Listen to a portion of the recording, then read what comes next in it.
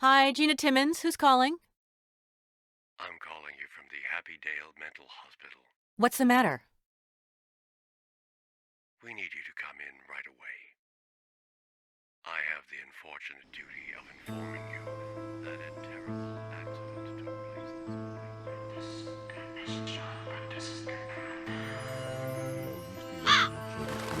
Et comedisti deligno, et quo praecere eram tibi, ne comederes maledicta terra, in opere tuo in laboribus comedes eam cunctis diebus via tua. And we will prove that last April 30th on Mile Island, Colonel Koritzmeyer was murdered by Brian Basco in cold blood. The defense will attempt to confuse you with trickery and lies. Los germinavi tibi e comedes herbas terrae, in sudore vultus tui vesceris panedon revertalis, in terram de quo assuntos escuia pulvis, es et in pulverem reversem. Order! Quo cavitanam mendimus. For the last time, Mr. Basco, tell us what you remember. I don't remember anything. Oh, yes. Amnesia. If you think you'll get off by pretending to be insane, then you've really lost your mind. I want order! Ava eo quod mater essent, cunctorum viventim. Fecit quo dominus Deus Adam et uxorieis tunicas pelliquias et induiteos. Et aite que Adam factus es quasi unus et noviciens. And given the doubts created by the defendant's mental health, he will be admitted into Happy Dale Psychiatric Hospital, where Dr. Bennett will determine whether his supposed insanity has any basis in reality. I'm postponing this trial until then. No! I'm not crazy! Gina!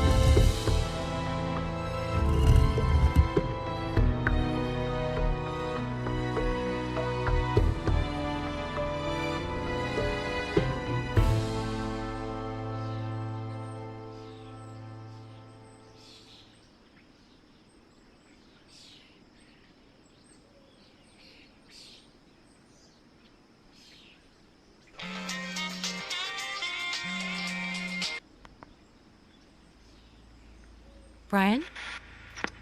It's me. What's your game? You call me telling me I have to identify a headless body to say it's yours, and then you vanish for 2 days? Get me out of here. I went to your bogus burial and... All right. Where are you? Buried in my grave.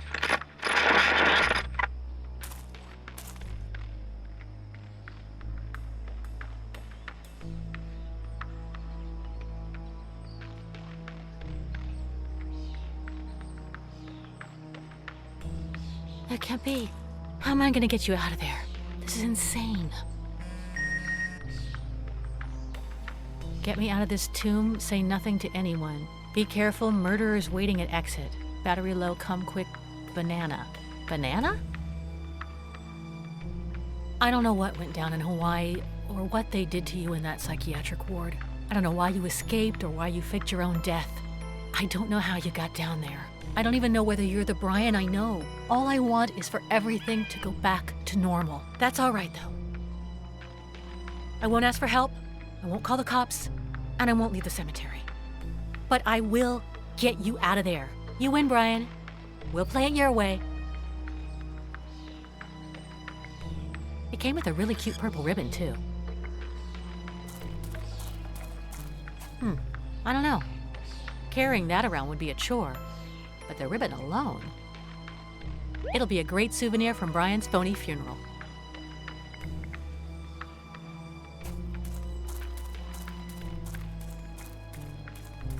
Huh? What a weird machine. Wonder what that's for. A ladder here? Huh? Hello, dear. Hello? Up here, on the roof. Do I know you? Well, of course not, dear. I'm Agatha Saffron von Rubenstein, PhD in parapsychology and poltergeistian phenomena from the University of Virginia. member of the North American Parapsychological Association, and also I'm a medium. 'Cause I like it. Nice to meet you. I'm Gina. Gina Timmons. It's amazing, my dear, how much pain is in your aura. Come inside. I'll help you stop your suffering. Hurry, I'll be right down. Well, this is an interesting start.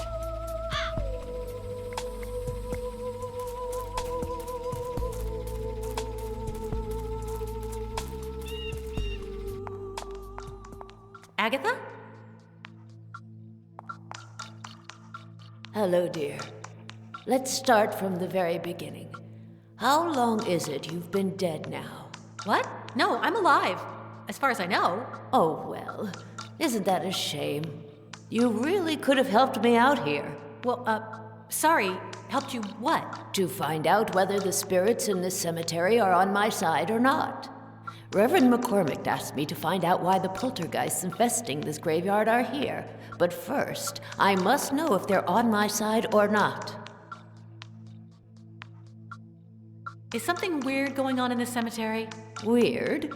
Not at all. Well, the only strange thing is it seems like a UN summit with such an international set of spirits. Besides that, just the usual. Miscellaneous poltergeists and a hideous past tormenting the primordial energy here, which, by the way, is centered precisely inside this crypt. Why do you say the cemetery seems like the UN? Because there are spirits from many different countries. China, France, Germany, Spain, Brazil, Sweden, Egypt, Australia, and a few from right here, like you. Agatha, I am not a ghost. I'm not even dead. You're not? Well, have it your way. What's so hideous about the past of this crypt? A horrific, shameful, and hideous crime. During the Civil War, before this graveyard was here, this used to be a Yankee prison. Wow, how interesting. Go on. On the night of April 24th, 1864, a captain of the Confederacy, Noah Kilgore, was waiting to be executed. He had come to terms with death, but during a change of guards, his luck changed too. The lieutenant in charge of watching him was Philemon Kilgore, his own brother. Two brothers fighting on opposite sides? Civil war is always fratricidal, dear. Brother against brother. That's what it consists of.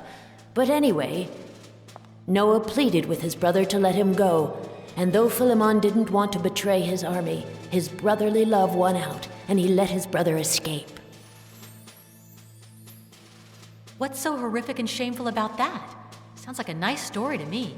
Almost corny. Don't jump the gun, dear.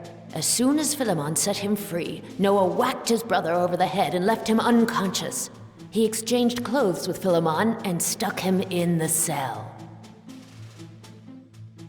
Of course. The brothers bore such a resemblance that nobody noticed the difference, right? Yes, but Noah didn't want his brother to give up the big secret, so he set fire to his brother's cell. End of story. The end? That awful murderer didn't get punished? Well, eventually he died, of course. Several years later, after becoming a hero for the Yankees. A war hero? That's not fair. Wait, dear. After he burned Philemon alive, a voice tormented Noah in his dreams. It said, "Come to me, brother. As I burn, so shall you." And? And one day, driven mad by Philemon's voice, Noah returned to this place, and sure as sin, he was burned alive. Huh? And what was the purpose of telling me this saga? Noah and Philemon's tormented souls are the most powerful in this graveyard. They make up its primordial energy core, and I need their consent before contacting any other spirits. So what do these poltergeists, which Reverend McCormick is so scared of, do? Oh, lots of mischief. You know how these spirits can be. They drag chains, howl, lift their skirts when nuns come by, suddenly appear before visitors. They're such rascals. Okay, this is getting pretty gross. Let's talk about something else. Tell me about that cable you slid down. My parabiothermal cable? Well, it detects sudden changes in temperature caused by paranormal phenomena. Ah, like in the movies, when a ghost is going to appear and everything starts to look cold. More or less. But in movies, they never quite get these things right. The more subdued spirits, like the ones in this crypt, display their temper using temperatures. If they are displeased by a presence, they emit heat. But if they are happy, they give off cold. How does that cable work? Very well, dear. Its filaments are temperature sensitive. If there is a variation of more than 20 degrees Celsius in less than 5 seconds, they send a signal to the ectothermal scanning machine outside the crypt. By analyzing its readings, I am able to determine the temperament or mood of the spirit that caused the thermal change. Pretty simple, isn't it? So why did you put it right here? Because I need to know whether the spirits in the crypt who are in charge around here are happy with my presence. If they emit cold temperatures, I can make contact with any spirit in this cemetery. But if they give off heat, then I'd better clear out. And Reverend McCormick will just have to find another medium. Fascinating, Agatha, but let me ask you something else. See you later, Agatha. Whenever you want, dear.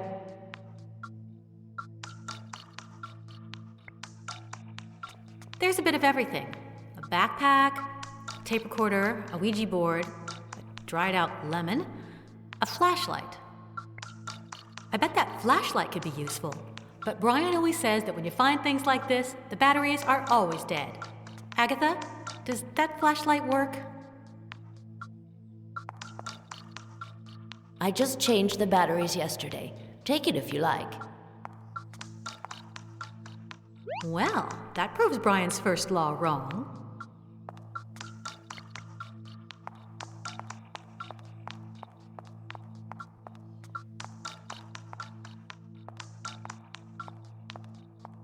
Yikes! What a welcoming place. Huh? A tunnel? Wait a second. If I've got this right, then behind that wall is the hole they buried Brian in. Not that that improves things much, but at least now I know I have two options. Either move the slab of stone off the grave and start digging, at the risk that somebody might see me, or break through this wall. Doesn't look easy. But at least I'm not out in the wide open with nosy people walking by.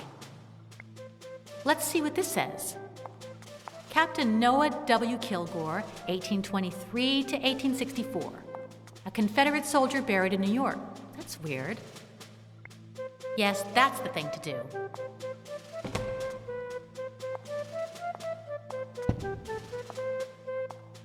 Darn. Someone could have put a hole, tunnel, lever, or something else that might make it easier for me to reach Brian. I have no other choice but to remove one of these blocks of stone. But which? Eeny, meeny, miny, mo. I think it'll be best to choose that one in the middle with the ring. It'll be easier to remove than the ones on the side.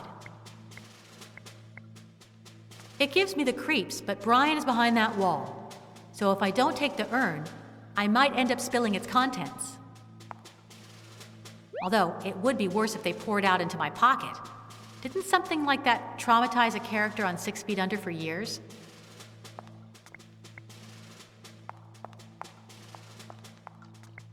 According to Agatha, it detects sudden temperature changes, both hot and cold. He seems like a real VIP. Lieutenant Philemon J. Kilgore, 1823 to 1864.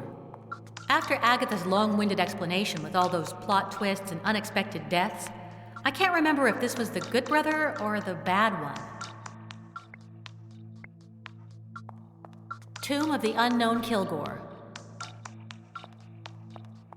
Derek J. Kilgore and the bizarre-speaking appendage Kilgore joined together even in death. Melanie S. Kilgore. Granny, we will miss your gingerbread cookies so much.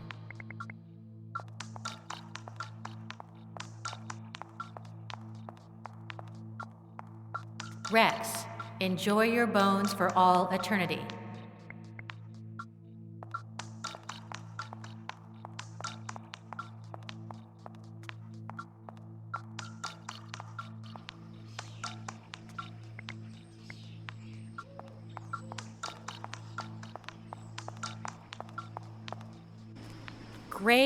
Graves, and more graves.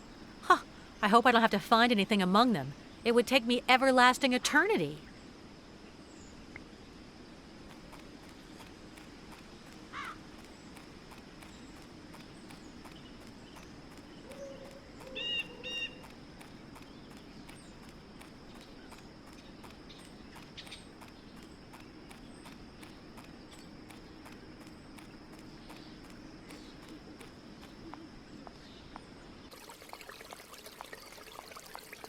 I've been here before when the hearse brought Brian in. Rolls Royce. And they say dying is the worst thing that can happen to you.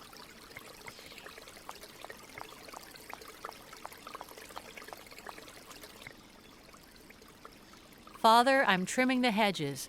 If you need me to put the coffins together, ring the bell. Signed by someone named Luann.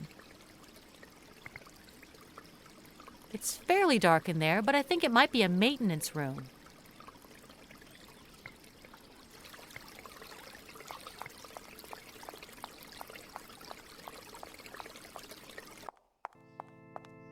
Man, it's darker in here than when we came for Brian's pseudo-funeral. I guess Reverend McCormick turned out all the lights when he left. Yeah, looks like there's something underneath. A trap door. They better not keep their dog in there.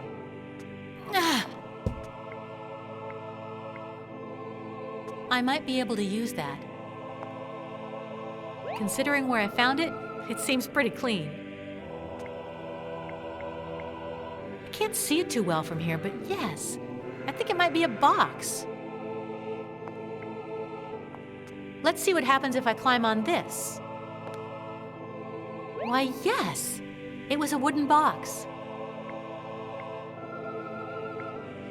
Think there's something inside? Hey, a key. I wonder what it's for. I don't know if they'll fit, but ready. Okay, Gina, you spilled more outside the box than you poured in, but I don't think the party concern will notice. You haven't been sleeping well, you're exhausted and nervous, and do you know how hard it is to pour ashes without expert help?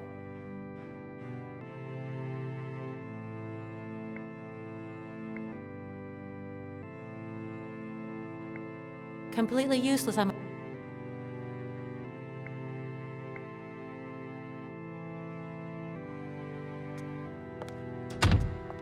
Let's see if it fits this lock.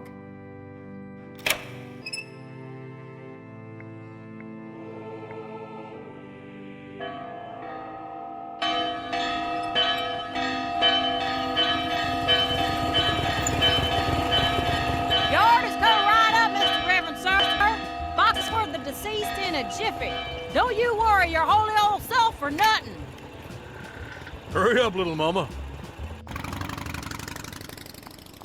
Well, looks like I managed to get that janitor girl to come.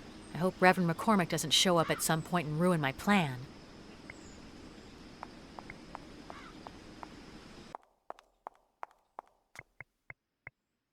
No, stealing 1 cent of that money would be worse than holding up every bank in the state. Okay, once I rescue Brian, I'll bring it back here. Someone told me that in the olden days, these baskets didn't have such long handles, but they added them when it was discovered rich people always sit as far away from the aisle as possible.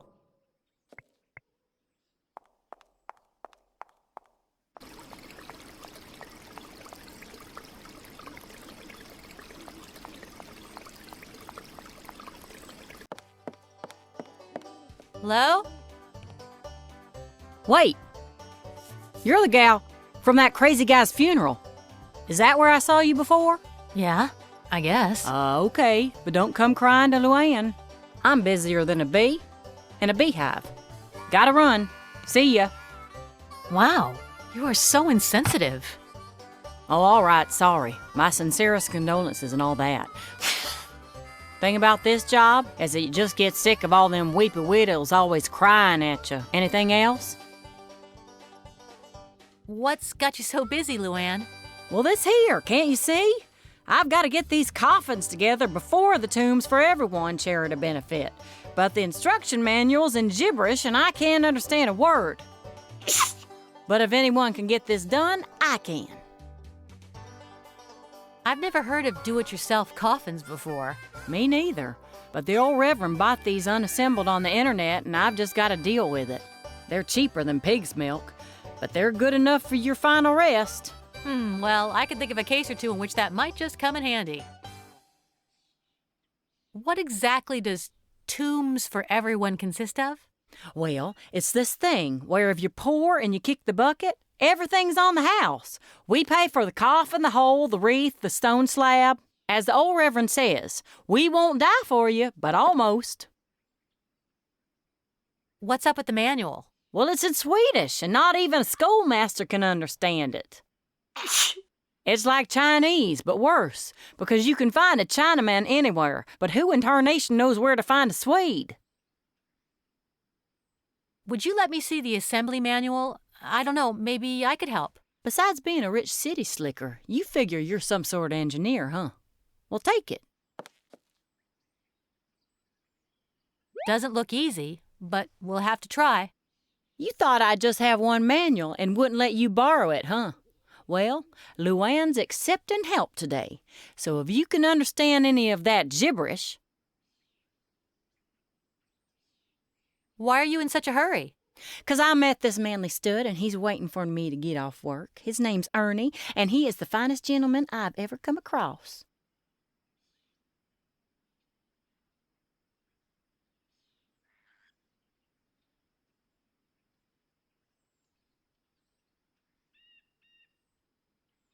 I think I know that Ernie guy. If you try to steal my man, I'll slap you silly. Ernie's mine, you got that? Man, for once I reel in a hot catch and a city broad tries to steal him away from me. So he's waiting for you? Are you guys going on a date somewhere? He's taking me bowling. Ain't as serious as going to the Sunday ball, but since they don't have them around here... You like the guy that much? Better than a new hoe. Man, I'm even thinking of giving up my sacred chrysanthemum to him. Oh my, how did you meet? I was hacking away at the hedges. He came over and said some pretty things like that any sane man would fall in love with me, that he couldn't avoid falling for little old me, for me not to stop loving him and stuff like that, about love and the like. Let's stop gossiping about Ernie. You stop gossiping. I got dibs on him and he's mine. What's behind that big door? My tools. But get close to them and I'll punch your lights out. They're mine, got that? Dang, it's getting colder and colder in here. Just out of curiosity, what kind of tools do you have? Man, I got more than the little furry balls on an old sweater. They're mostly garden tools, but I also got the circular saw and the hole-making thing, and the one that puts staples, and the circular saw, and... You already said that. What, the circular saw? That's 'cause I like it more than the field without cow pies. It cuts through metal things like a hot knife through butter. What if I asked you for one tool and promised to return it right away? What if I smacked you once, but then smacked you again 2 seconds later? Okay, already, forget it. Talk to you later. I don't want to make you late. So what do you think you've been doing up to now? This city slicker's not too swift. It's not very powerful, but since the weather's pretty nice today, who cares? Seems like it's been here for years. According to Luann, what's behind the door is a circular saw which she is in love with. Hammer, pliers, file, scissors. This thin one here seems most familiar to me. This goes.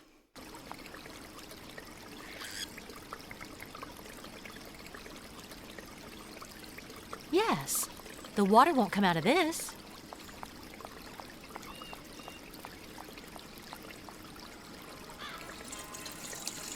Well, there are still some ashes stuck to the bottom, but oh well.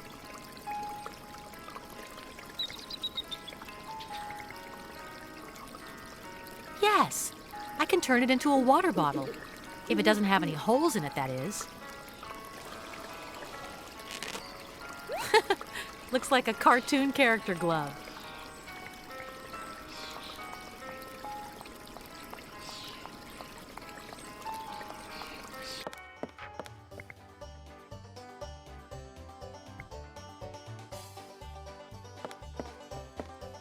How weird. It's on, but it's empty. Well, of course.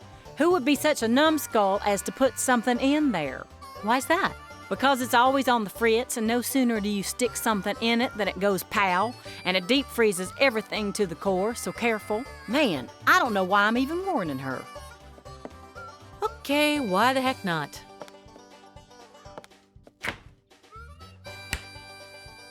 Let's see how long it takes to freeze. 1 Mississippi, 2 Mississippi. Pow! It's already frozen.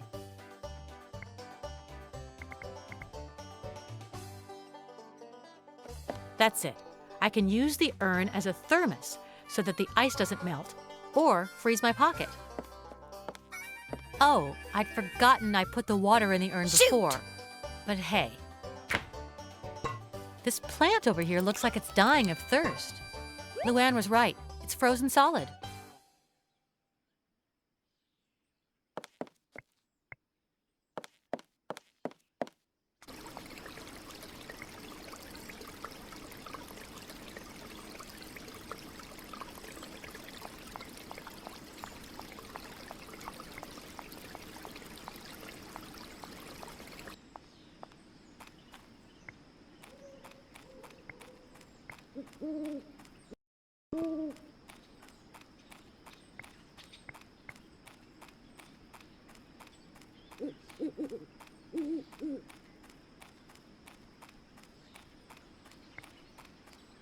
These are the most luxurious digs in this bone pile.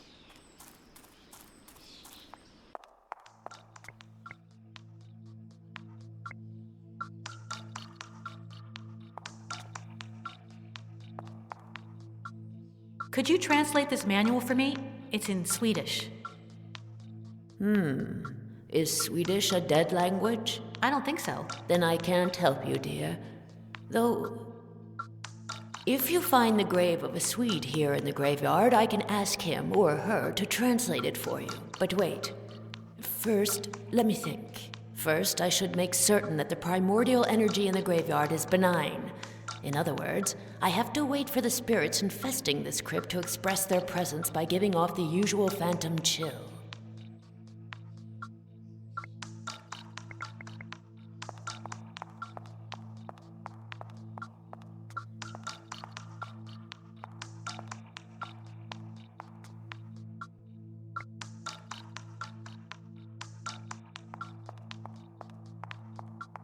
That sounds good.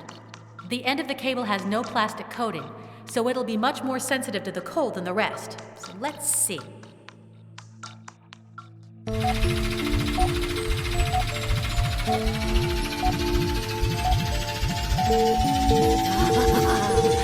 thermal manifestation! Oh, my spirits. What lovely creatures. Hey, it worked! I feel bad about tricking Agatha, but I guess I've done worse things in my time. And with a lot less payoff than now.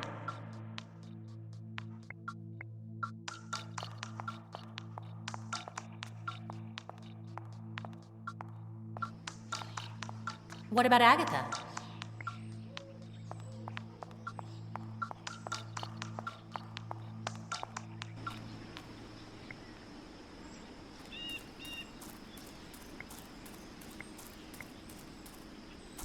Oh, there she is. Hey, Agatha, what are you doing here? Congratulate me, dear. They gave me permission. Congratulations. Who gave you permission and what for? Didn't you hear the ectothermal machine beeping? The spirits of the Kilgore brothers, the primordial energy force in this graveyard, have authorized me to proceed with my research on their turf. Oh, wow, how cool. So you need not fear anything any longer, dear. Just answer me honestly. Why is your tormented spirit still wandering through this world? Because I'm not dead yet? Come on, are you sure? I'd bet my life on it. But there are other things I'm not so sure about. Oh, you have questions? Tell me. I'm your medium. Heard any more voices from beyond the grave? What are you talking about, dear? Oh, no. Ever since I left that crypt, not a peep, not a wailing sob, not a boo, not a thing. What are you doing out here? Nothing, dear. I'm verifying the tests performed by the ectothermal scanning machine to check the sudden parabiothermal coldness detected in the Kilgore crypt. What did you need to translate the manual into Swedish? If you find the grave of a Swede here in the graveyard, I can ask him or her to translate it for you. See you around, Agatha. Goodbye, dear.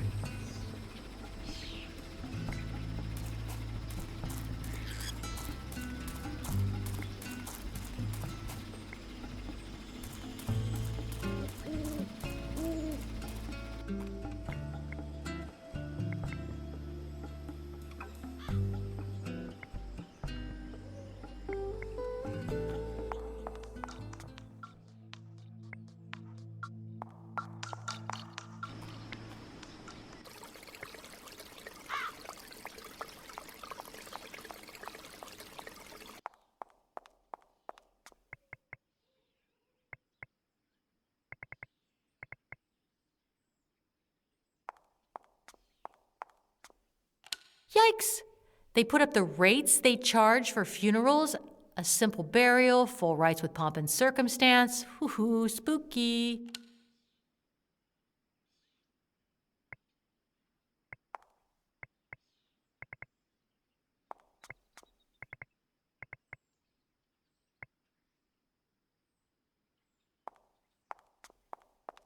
Okay, let's see what it's about. Yikes. Could it be any spookier? It's a list of names with the dates and places of birth and death and the location of the person's grave. Huh? If a person is in this directory, that means they're dead, doesn't it? However...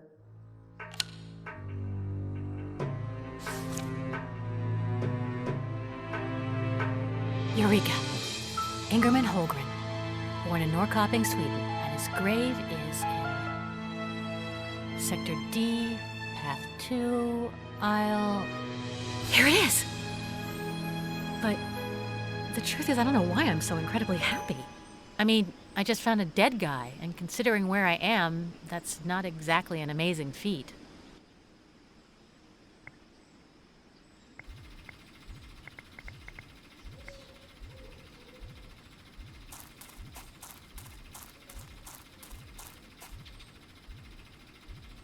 Now that the spirits in charge around here are your friends, think you could help me with that Swedish manual? Oh, dear. It completely slipped my mind. Now, where was that poor man? Ingerman Holgren. Here he is. Now, my dear, you just wait for me over there. But... I need some peace now to get my capacity for understanding to rise to the world of the spirits. Ingerman, I invoke you. Ingerman, come and show yourself. Oh. Montarinstruktioner. Let's see what this book says. Instructions for the assembly. Agatha, what you just did is absolutely amazing. Oh, my dear, you've no idea. Really, thanks to you, I have just what I needed. The fully translated Flichting Coffin Assembly Manual.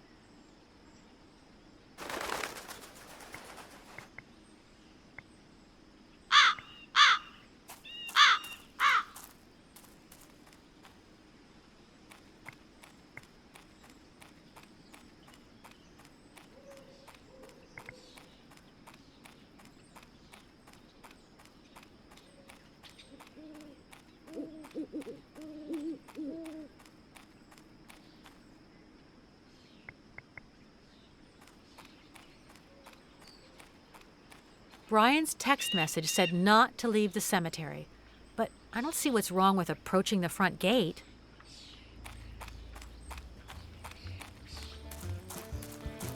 Ernie? You're still here? Gina Basco. How's it going, kid? Great, fine. I mean, actually terrible. I'm distraught. Thanks for attending the funeral. Oh, well, I was Basco's favorite orderly, and he was my favorite nut job. How could I miss his funeral? What's more, Happydale didn't send anyone to it. But of course, with everything that's going on down there, that place is like crazy. Hey, Gina, I got a joke for you. You ain't nothing but a mad dog. Well, well, you sure kept the thing about Luann all to yourself. How'd you find out? Ernie, it's easier to catch a man red-handed than a child. Want to know something else? I'd love to know how you met. Well, it wasn't the best time, but I noticed her during the funeral. Then, when she started trimming some hedges, I went over and showed her my Harley, and we ended up making a date for the bowling alley. You just drive her crazy. She wants to jump your bones. And Ernie here wants to jump hers, babe. Don't get me wrong, you're a hottie too, but she is blonde, of course. You make a great couple. She is a hunk of love. I can't remember the last time I fell for such a sizzling number. Why, it's been hours. Don't worry, she'll be out soon. I hope so, 'cause I really want to hit them pins. Don't get the wrong idea, though. I never make out with a girl on the first date. Except when I want to. I bet you could spend all day talking about her, but I can't. Babe, if you were into Luann as much as Ernie is, well, we'd have us a problem. Or on second thought, things could get interesting.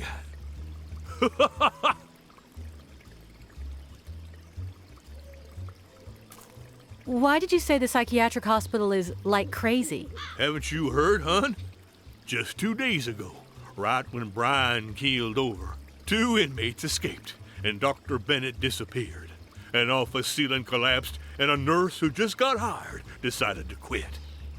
And she was some major eye candy, that little lady. Ooh.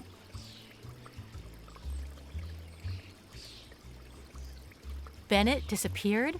The same Dr. Bennett that was treating Brian? The very same.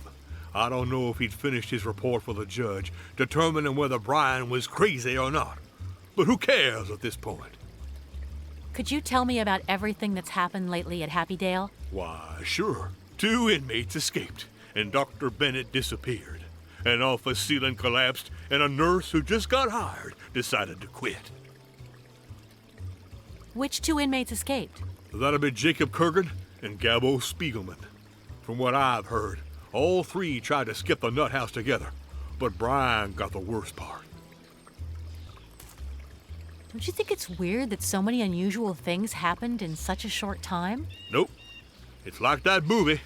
Unfortunate events always seem to happen in a series. Getting back to our last topic. There's something I need to tell you about Brian. Shoot, babe. I'm all ears. Did you notice anything strange about him in his final days? You know what, babe? I think Brian knew he had something coming. He was nervous-like. Couldn't stop pacing around, talking to one guy, then another. It's as if he had a sixth sense, telling him, "Get a move on, kid. Things are almost over with here." Wait, I almost forgot. Brian's the one with the bag. Looks good on him, huh? Clearly he adapted to his new environment pretty well. Yeah, well, we took this picture the day before Brian, just keep it. It's all yours. How original. I didn't know people gave gifts at funerals, but thanks. Nothing's too good for my favorite brunette, darling. If I hadn't fallen in love with Luann today, I'd have done even more.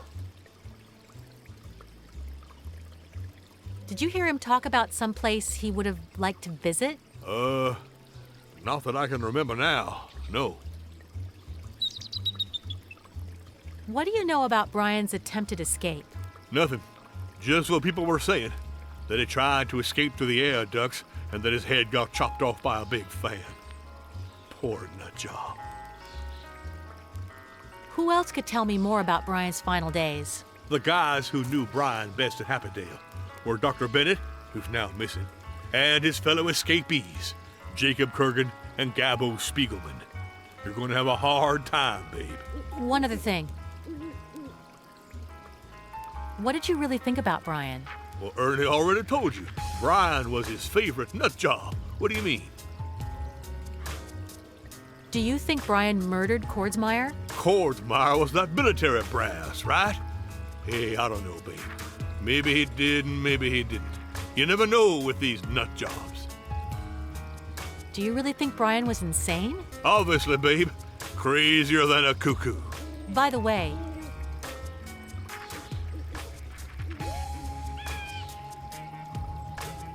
I guess nobody doubts Brian is dead. Like, totally dead, right? Well, maybe I shouldn't tell you this, but there's rumors that when they found him, he was a bit... how should I put it? Headless? I know, Ernie. I'm the one who identified his body. Oh, babe, that's horrible. Then why are you asking this stuff? Who'd know better than you? Maybe I just need to get used to not talking about Brian all day long. It's normal, babe. He's always on your mind. See you later, Ernie. Later, babe.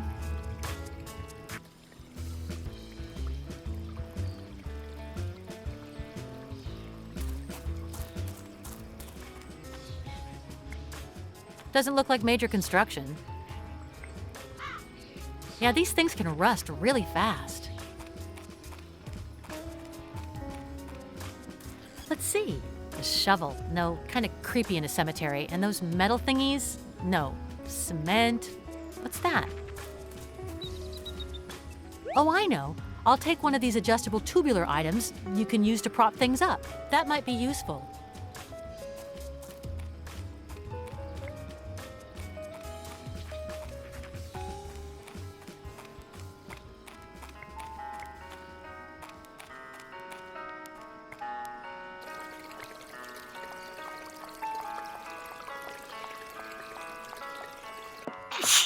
I'm catching cold.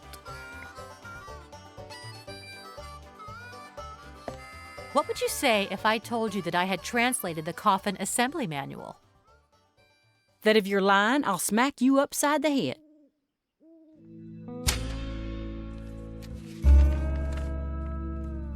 Oh, my sweet lordy. Wow. Yes, this'll be a cinch.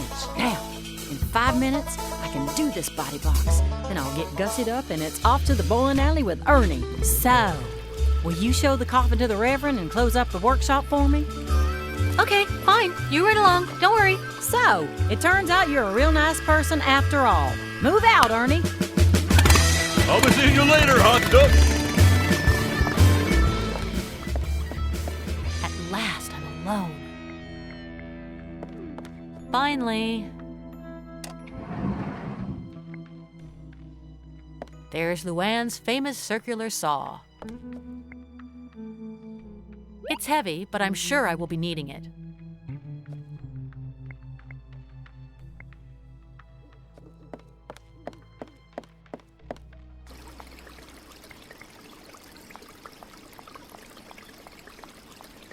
Let's see if it's open. A flat spare tire. What a driver. Nice calendar he's got here. An old blanket. Oh, and one of those straps they use to lower coffins into the grave. I'll just borrow that.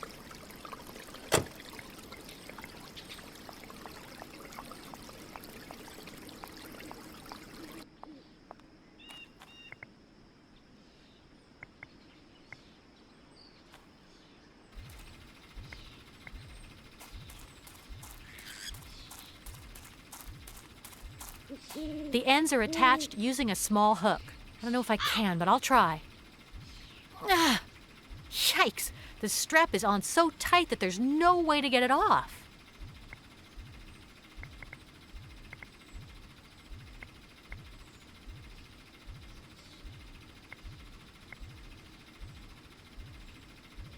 Good idea. And when the strap gets a little bit less tight, I'll finally be able to take it off.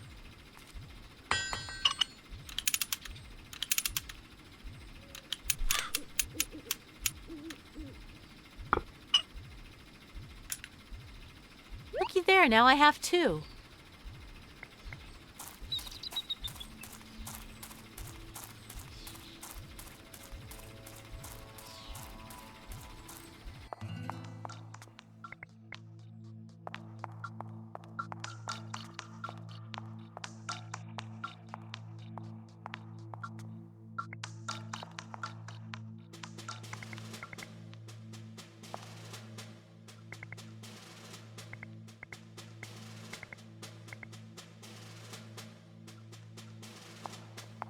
File the block? Of course.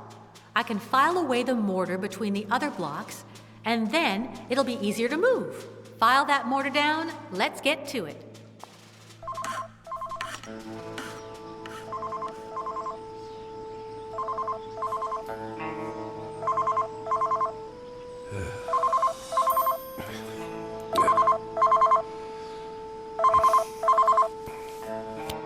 Wasabi. No, the broad's still inside, and I'm starting to get knackered. We're on it. Yo, Fatzilla, bad news, dude. Seems we can't go in. We have to wait for her here, then follow her. You have such a way with words. Well, that wasn't easy, but I managed to file all of the mortar away.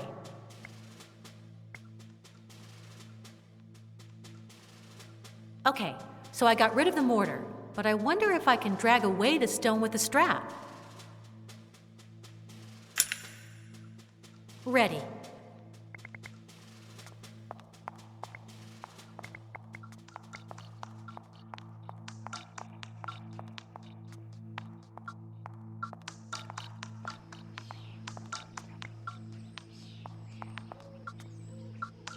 From up here, I can see how the giant angel is anchored better.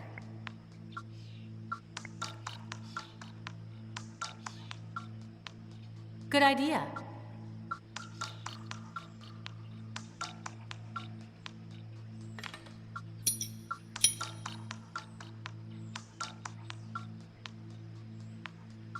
Though besides that, I think I've come up with another one of my brilliant ideas.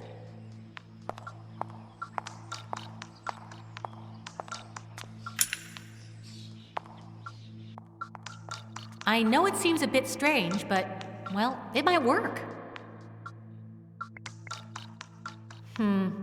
Yeah, it's such a silly idea that it might even work. But I don't know what I could attach them together with. What am I saying? What about the ribbon from the funeral wreath? Come on, let's get down to work. That turned out even better than I expected. Let's see how well it holds.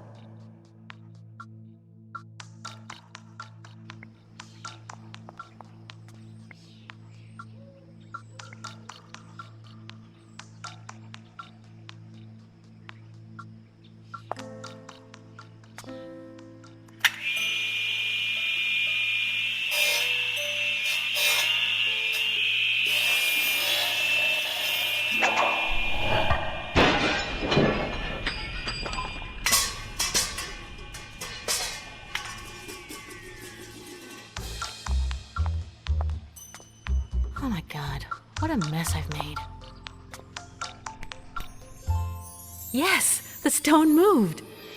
Although, when Reverend McCormick comes back, I know one parapsychologist who's gonna have a lot of explaining to do. Poor old woman. Oh well.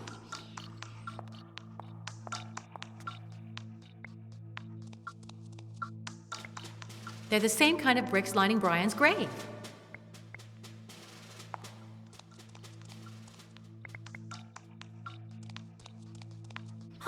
That pole must have fallen off after what happened with the angel. I'll put it back in place so I don't trip. I'd rather keep it.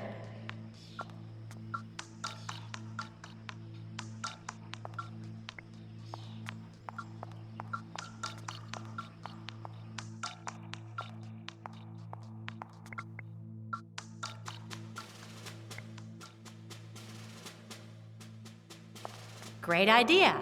Bring it on, Gina.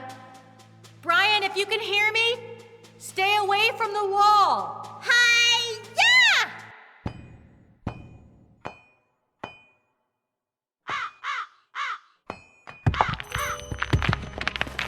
Brian!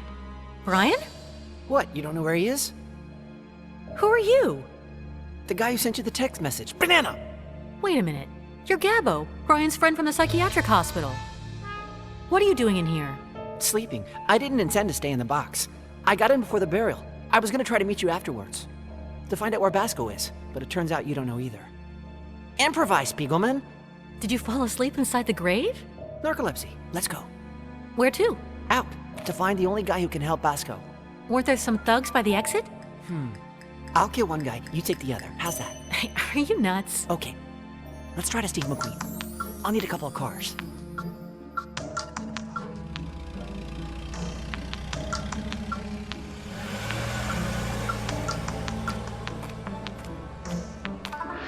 Ah, there she is, the little cow. That wait was so boring, man. What the... Banana! Hurry up, get in!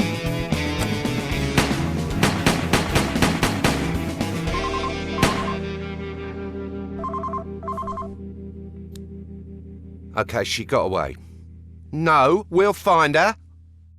That little slapper's dead, I swear.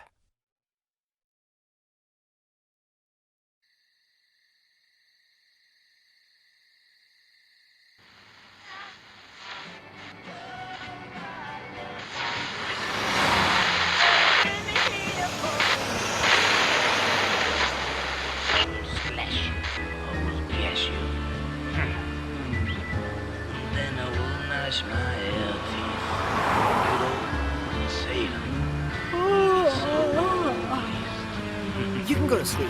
If you make a wrong turn, I'll tell you. Turn off there! There! Is this where that friend of yours is going to save Brian is? No, we won't get there till dawn. My stomach has feelings too, you know. Tell me about Brian. About Basco? How do I know? Took him a long time to get used to Happy Dale. At first he was horrified, but, you know, not everybody's cut out for living in the nut house. It's like this. The worst part is that swine Kurgan made life real hard on him. He does that with all the rookies. But Basco stood up to him. I liked the guy. I said, we're like kindred spirits. Banana! And he was. No one can steal keys or trick an orderly or fool a nurse like he can. And at night, even though he was hard to convince, that kid had a natural-born talent for poker. And he hardly even paid attention. He'd spend the whole day thinking about his next hypnotherapy session with Dr. Bennett. I'm innocent and I'm sane, he'd always say. Soon I'll be free and get back to Gina again. 2 days ago, yeah, it was Monday. On Monday, he went totally berserk from the therapy. Bennett wants to throw me in jail.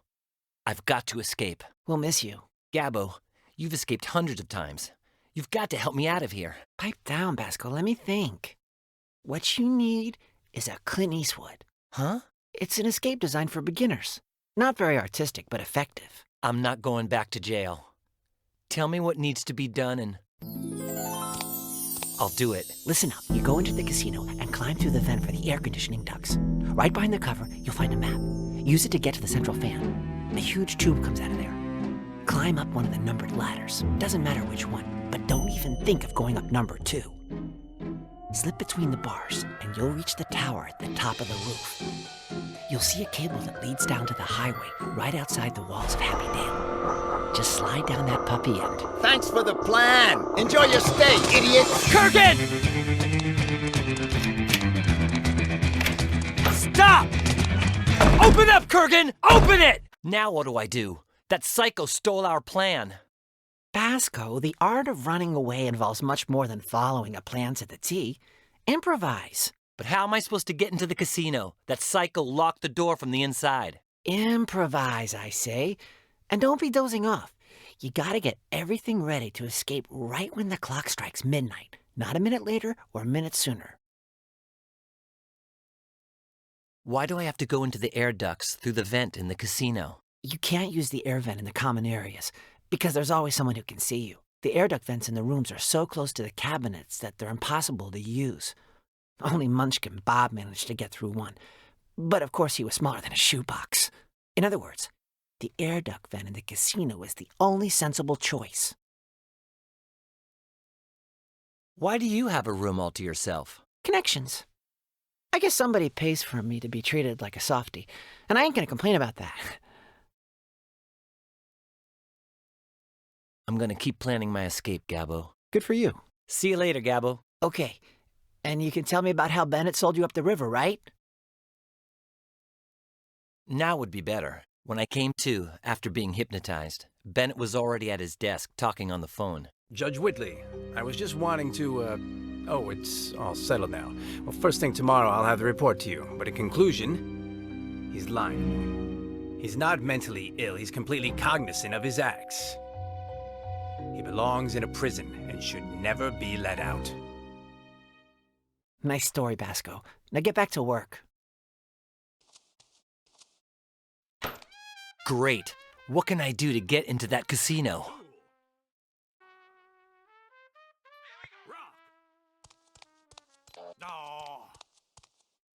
We're all up there, the insane crowd and the crew that takes care of us. Great idea, so we can all remember who everyone is, because around here, every Tom, Dick, and Harry could be Dr. Jekyll and Mr. Hyde. The epitome of the over-friendly shrink. Hypocrite. Man, is she insistent when it comes to me taking my medication. She's a good person at heart, and she can be fooled pretty easily. Seems like a sort of redneck version of Elvis. I wonder why they call him Nuno the Stickface. That psycho. He's really gotten me into a huge mess. He rarely takes that bag off his noggin. My silent roomie. But he does have the most unwavering personality at Happydale. Bennett told me he holds the Guinness World Record for psychological disorders. Nice work, huh? He turned 102 years old today, and he's still hanging on. This guy's the West Wing's very own eternal hitchhiker. Seriously, you can tell he hasn't had an easy time in these last few months.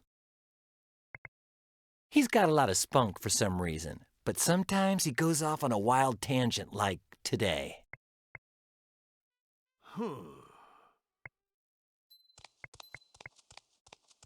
Hey, Ernie. Hold on, Basco. What was all that yelling at Kurgan about? Nothing. We were just playing, hide and go seek. Oh? It's hard to believe you two get along. What do you need? What do you think about the people at Happydale? The employees or the patients? Employees. Who exactly? The doctors. My favorite is Bennett. He's reduced people's medication, and the solitary confinement, and the rough therapy sessions. He's a hard worker. The nurses. Ooh, they're all hotties. Too bad some of them are such whiny hags. That new one, Miss Palmer, I won't even look her in the face. Looks like a manhole cover. The secretaries. When you consider their job is to sit on their butts all day, they got some pretty nice rear views to offer this mirror. Sometimes I call Rosie up and invite her to the bowling alley so I can see her bend over and pick up the ball. Sorry, I actually wanted your opinion about one of the patients. Which one? Gabbo Spiegelman. I found out that an envelope arrives at Happydale every month, and inside is a $1 million donation. There's also a letter with no signature that asks that Gabbo be treated kindly and well in exchange. That's why the guy lives like a prince. Intriguing, huh? Jacob Kurgan. He's bad news, Basco. Don't get anywhere near him. Even if you think you're a step ahead of him, he's already put you through the ringer, and he'd do it again in a snap. We really shouldn't be gossiping like this. Okay.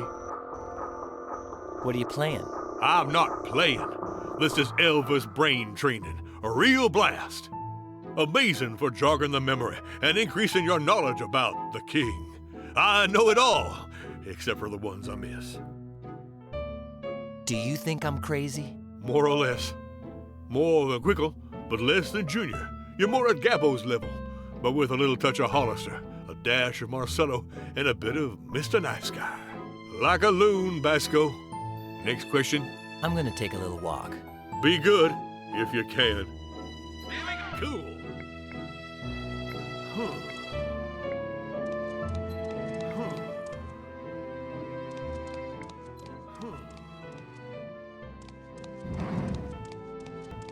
Vasco, come here.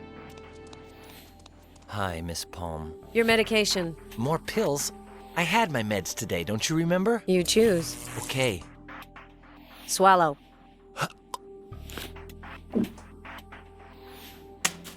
Good boy, Blasco. And keep an eye on your stuff. I saw Kurgan suspiciously fumbling around with your pillow. I bet he stole your hidden candy. Really? Okay. How cool. She fell for it. Thank goodness for the old put the pills behind the wisdom teeth technique.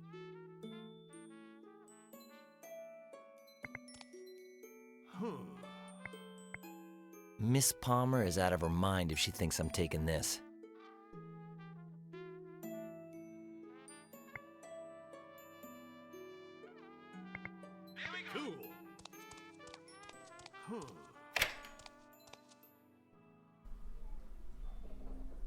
Hey, Marcelo!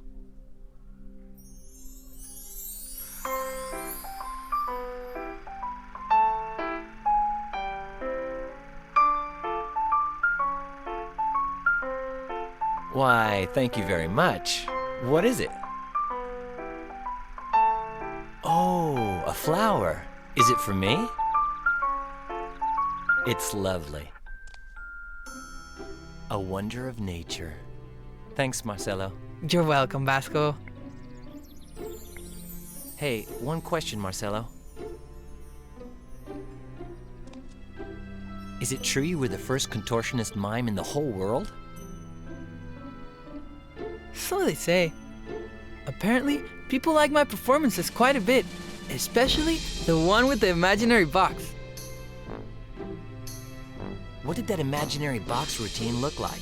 Picture this. The typical contortionist act, in which a man twists his body over into itself until it's so tiny he can fit inside of a very teeny box. Though my innovation was to do so in an imaginary box, which is much more difficult than squeezing into a real one. Bosco detests mimes. Bosco detests contortionists. Ergo, Bosco detests contortionist mimes.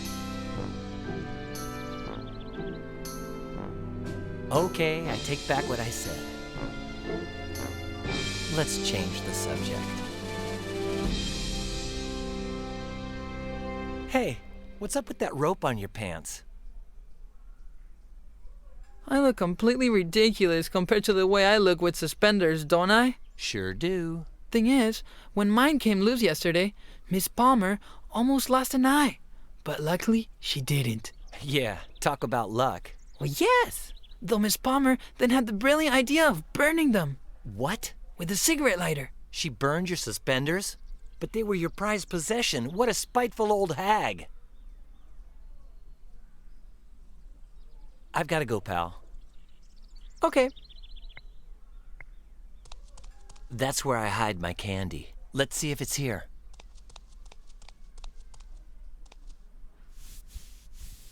Huh? What's this knife doing here? Kurgan, that psycho. Why would he have left this here? Well, at least he didn't take my candy.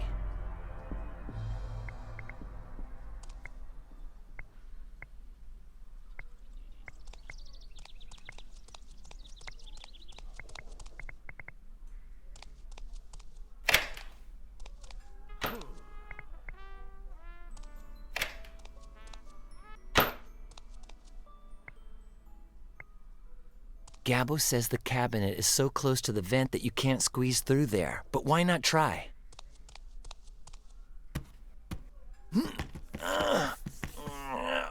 Oh, man. This is impossible. Someone put the cabinet so close to the air vent that getting through would be a miracle. I'd have to be Rubber Man to do this. Hey, one question, Marcelo. Could you get in the vent for the air conditioning ducts? Through the vent? Wouldn't I love to, Basco? But I'm the great Marcelo, and I can't stoop so low as to perform such a simple magic trick. It's for my own good.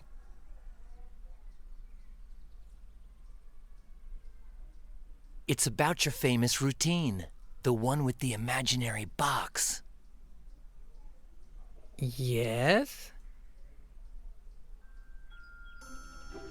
What did that imaginary box routine look like? I would appear on stage, climb inside an imaginary box, and after a few minutes of applause, I'd climb back out. I don't quite get it. What was the imaginary box like? Well, it was transparent, square, the lid open outward. It measured 3 feet on each edge. Wait, I think I'm starting to get the idea. Yeah, I think I can picture it. It was a really small box. How did you manage to get inside? It's obvious. Fold it up into a tiny ball. Let's change the subject. I've got to go, pal. Okay.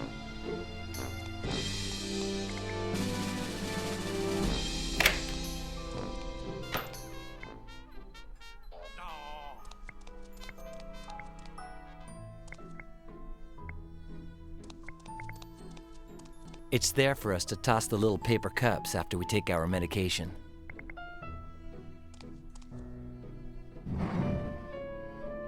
Just one little question, Miss Palmer. What?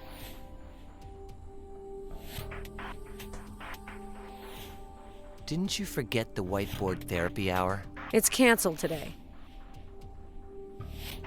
Why? Because I don't want to.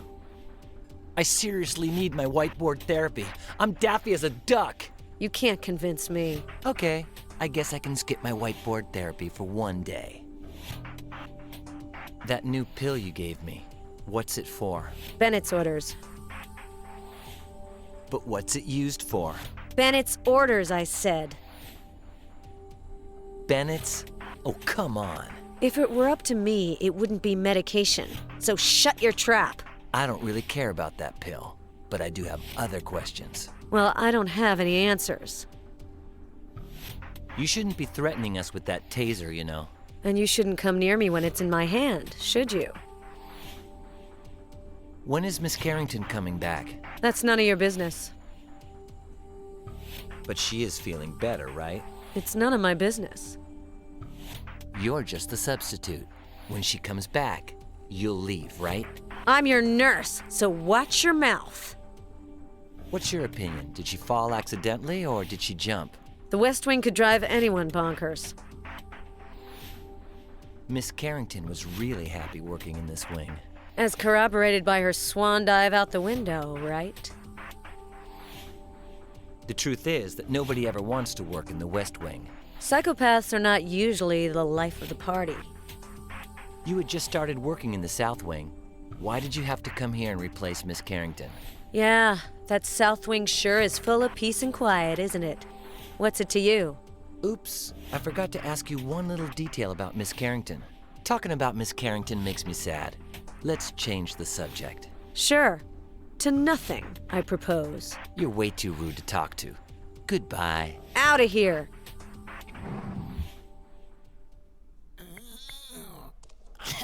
No need to rummage for long. There's just a couple of little paper cups and... the birthday candles from Monty Hollister's cake.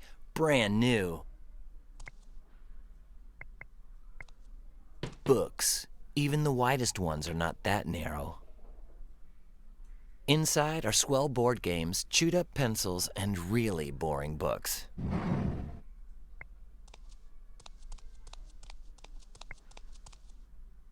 For some patients, they're a sort of therapy. Not me.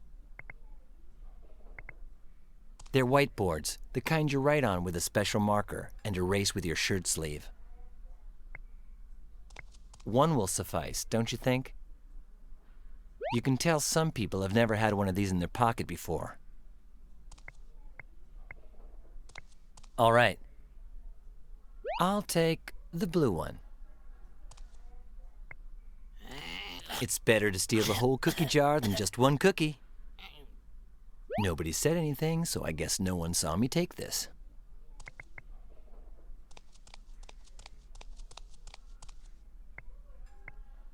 He is such a sweetheart. That's an innovative bookshelf. 1. He has a cold, and talking would be bad for his throat. 2. He's 102 years old. Let's not ask too much of the guy. 3. He went mute at the age of 90-something. From what I understand, he's determined to get to Rancho Cucamonga.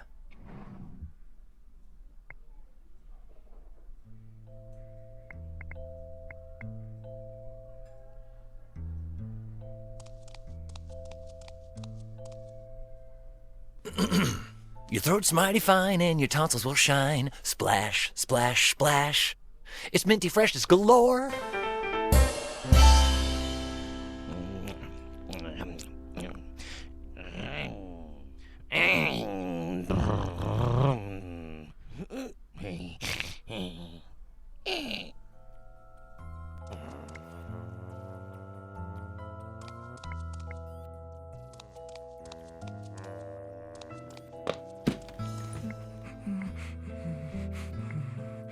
Good. Hey, that's a great idea.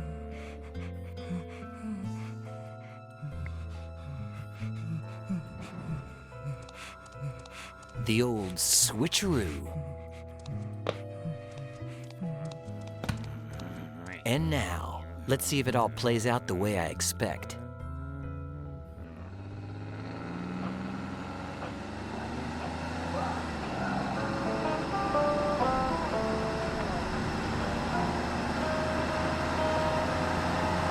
When I saw how much you hurt me, I bought the bear for his soul.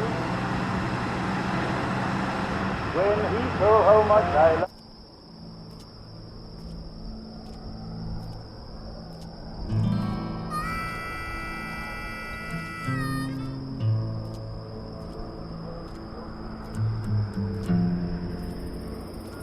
Those who say that life is worth it, we haven't had you at all.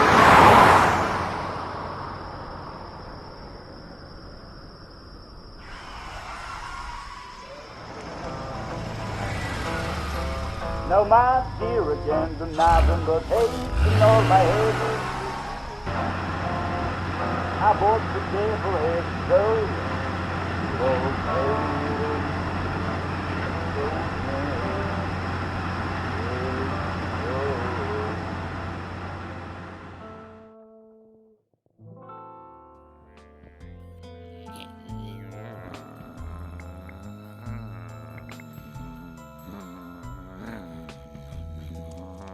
Now I can.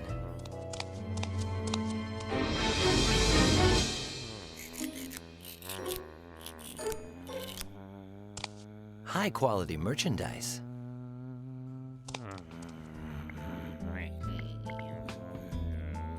All right, done.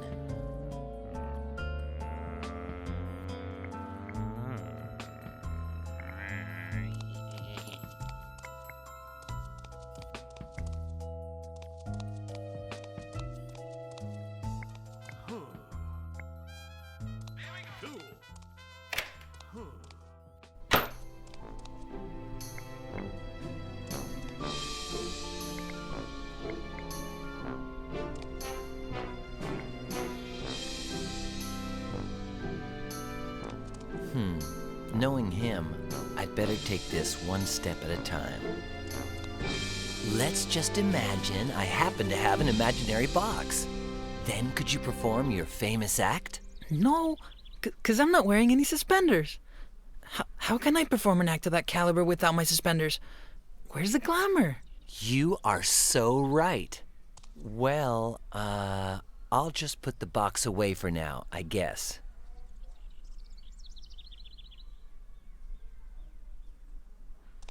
Yes, but I'll prepare things as well as possible first. What could that strange thing poking me inside my pocket be? Don't worry, it happens to me too, especially when I wake up in the morning. An imaginary box. An imaginary box. If only someone here knew how to put these suspenders on and hop inside. Hey, me, Vasco, me, I can do it. Well, these are for you then. Ladies and gentlemen, with you tonight, the great Marcelo!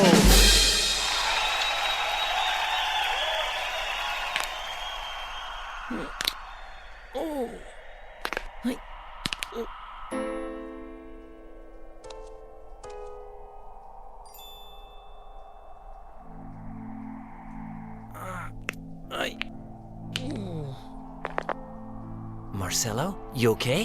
Hmm? Then get ready. Here comes the best part. And now, the great Marcelo will get out of the imaginary box and make his way through the imaginary tunnel.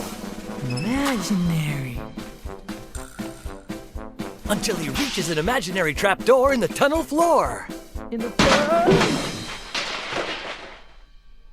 I'm inside the casino. The great Marcelo's been teletransported! I teletransported.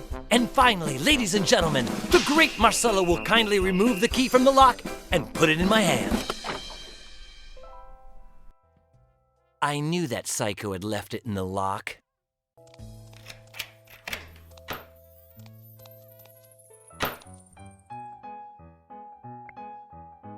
Another grand contribution by Gabo to the decor in this room. He says he stole it in Las Vegas. Yes, just like Gabo planned. Right after going through the air vent in the casino, you'll find a map. Use it to get to the central fan. Unless...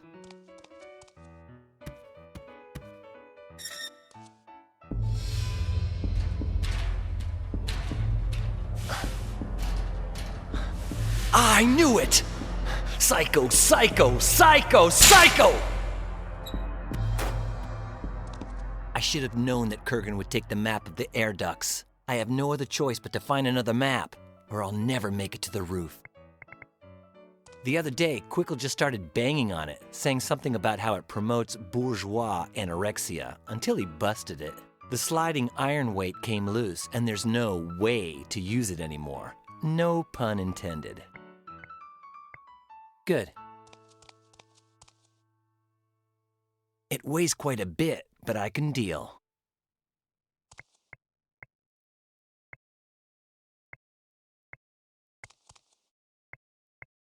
The other day, Marcelo started to gulp down a bottle of invisible kiwi liquor and got imaginary drunk off his ass.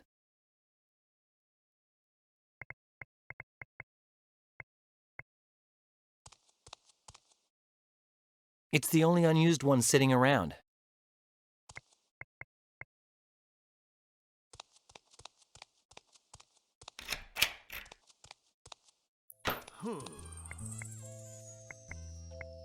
No way. Quickle's in there, and he's having one of those days today. But only Quickle is there right now. Hey, Quickle! What? Seems like pretty nice weather out, doesn't it? Pretty nice weather? Pretty nice? Dimwit! How on God's green earth can you make such an outlandish claim? As the highest-ranking board member of the Happydale Inmate Syndicate 407, I can do nothing other than express my utter repulsion with this disgusting day! I am Earth! Oops, Daisy, it broke. Ernie, the radiator in this hall is busted. Again? You gotta be kidding me. And during Chuck's shift. Rose? Hey, Daw, tell that bird brain I need him in the West Wing pronto, okay? Chuck! It's working.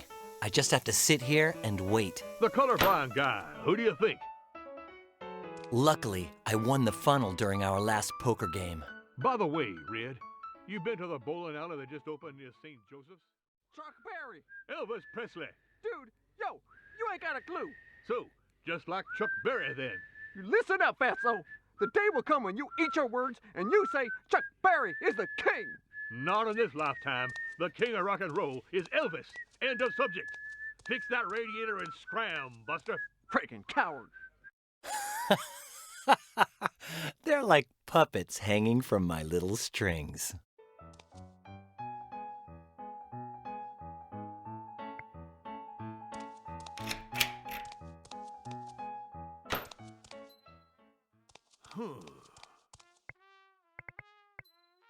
Quickle, what's your opinion on the ping pong team from the West Wing? A team of utter clowns, I say.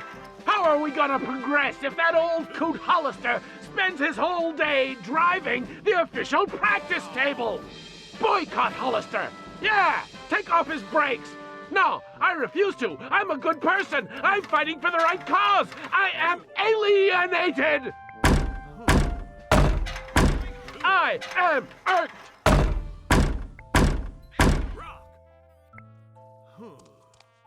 Hey, Chuck. Leave me alone, you crazy boy. I'm working.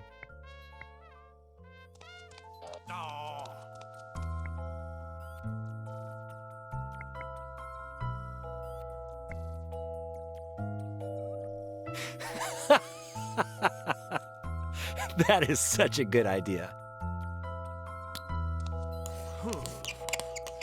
Chuck is the real king. Presto. And now...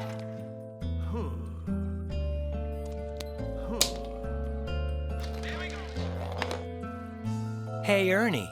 Are you a Chuck Berry fan? Not on your life, Basco. Oh, since your picture on the photo panel says Chuck is the king. What? Chuck! Hey, man! I caught you red-handed. This is your opinion, isn't it, punk? That's not mine. Come over here. Erase that with your tongue. Chuck is the real... I never. All right. I'll give you 1 minute to change your mind. No.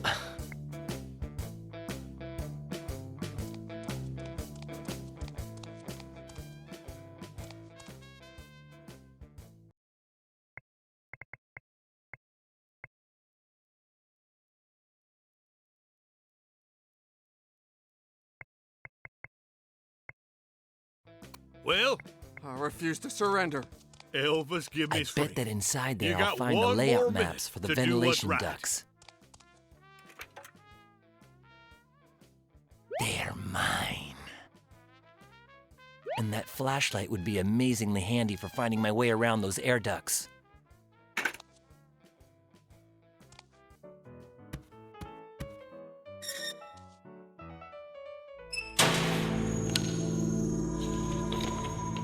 Let's have a look. What the? I gotta figure out how to get to that ventilator fan.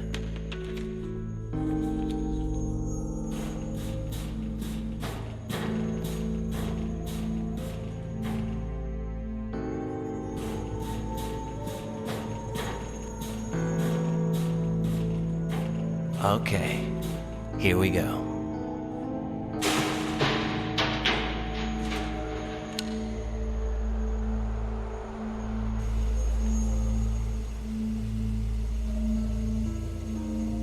Good news, I found the central fan, and apparently the coast is clear.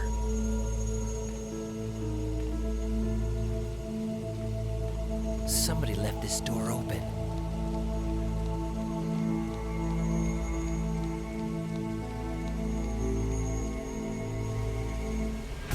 Kurgan! Oh my! Oh, he's... Where's his head? Was it sliced off by the fan? Oh! How gross! This changes everything. Better tell Gabo about this. Where am I gonna put you, dude? That'll do it.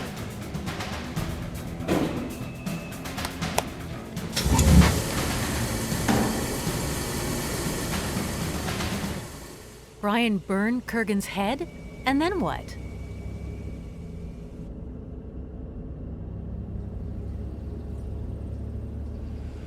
I'm pretty sure this is the place. So what happened to Brian in the end? Well, hey, look! There's the car Bennett rented. Bennett? Wait a minute. Brian was trying to escape because you were gonna send him to jail. Incorrect. He escaped because he overheard a phone call where I was making unrelated accusations about a patient who's pretending to be insane. Jacob Kurgan. Brian, on the other hand, is innocent. Basco did not kill Colonel Kordsmeyer. The recordings I took of his hypnotherapy sessions demonstrated from a clinical perspective, but unfortunately that is not enough to convince the jury to find him innocent, which is why we are here now, at Lieutenant Colonel Jerome D. Chapman's house. Chapman? Wasn't he Kordsmeyer's second in command? I'm out of here. The one who killed himself during Brian's trial? Well, yes and no.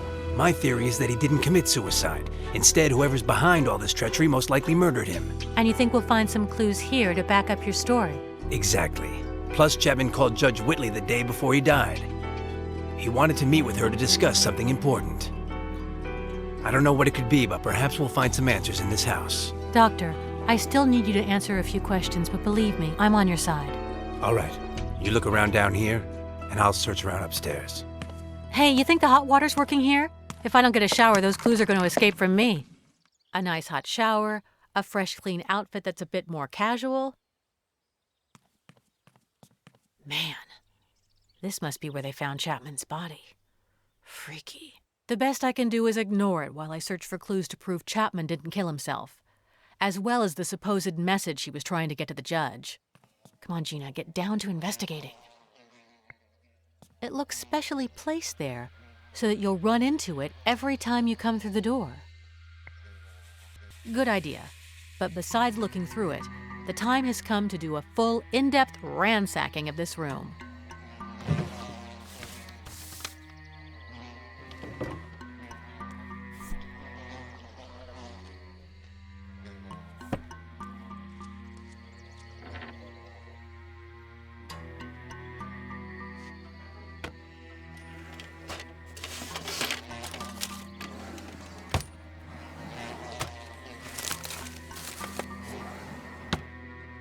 I must not be on the right track. I've looked everywhere, but I haven't found a single thing that resembles a clue. This is going to be harder than I expected. No, none of them would be of any use to me.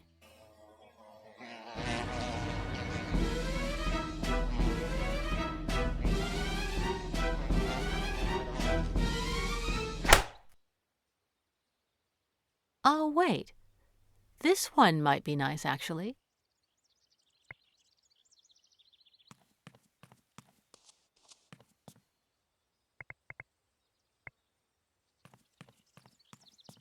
You can see Chapman was a natural-born athlete. Whoever killed him must have been very careful about it. Boxing. Ugh.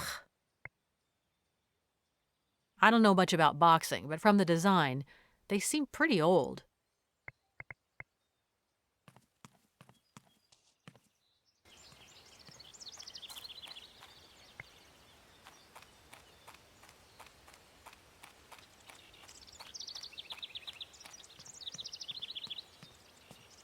The riverbed is completely dry, but what's that there?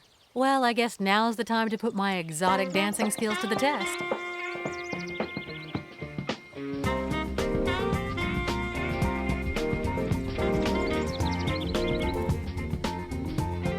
Awesome, a wire cutter.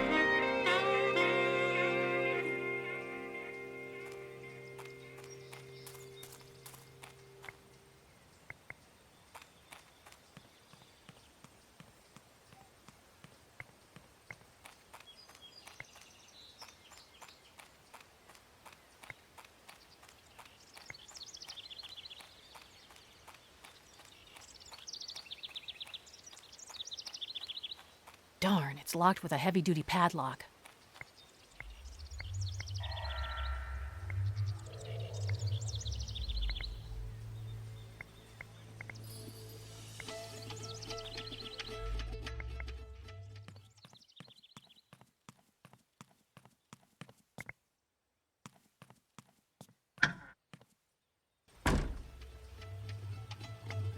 There was a similar one back at my folks' place.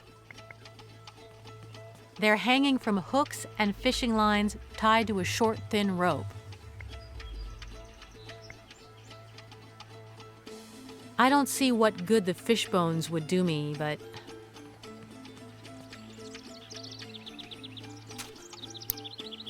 this will definitely end up coming in handy.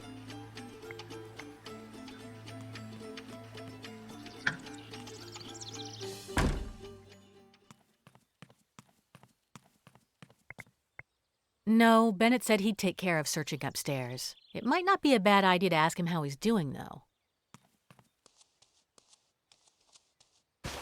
What is it, Gina? Hey, about Chapman. Could you tell me anything more about Chapman's death? He had been fishing that day, but we know he returned here in mid-afternoon because he received a telephone call at 6:15 p.m. Is anything known about that call Chapman received the afternoon he died? I haven't figured it out yet, but what is clear is that the call was cut off. In fact, the line was cut off for a few days, and they came to repair it during the investigation. Now that you mention it, who investigated the case? In the beginning, the county sheriff, but then the military and the FBI took over and sent him home. Since the contact who gave me the keys to this place belongs to the FBI, I know the investigation was a mess, almost non-existent. Why was the investigation so sloppy? Kordsmeyer's death and Brian's trial had already stirred up too much of a fuss. Since Chapman's demise seemed like a clear case of suicide, with a gunshot to the temple and his own gun in his hand and no other signs of violence, the feds and army came in, they took a few fingerprints, a couple photos, rummaged through some drawers, and case closed. What do you know about Chapman's life? Very little. He was born right here in Winkaping County. He loved sports. He was a calm and quiet man. His wife died a few years back, and he isn't known to have had any romances since. Why is the cabin so clean 6 months after Chapman's death? The cleaning lady has been coming in once a week because Chapman paid her for 6 months' work in advance, and her time's not up yet. Let's drop Chapman's death for a bit. Okay, any other questions? Say, about that shed, you wouldn't have those keys by any chance, would you? Yes, hold on, I'll toss them to you. Here you go.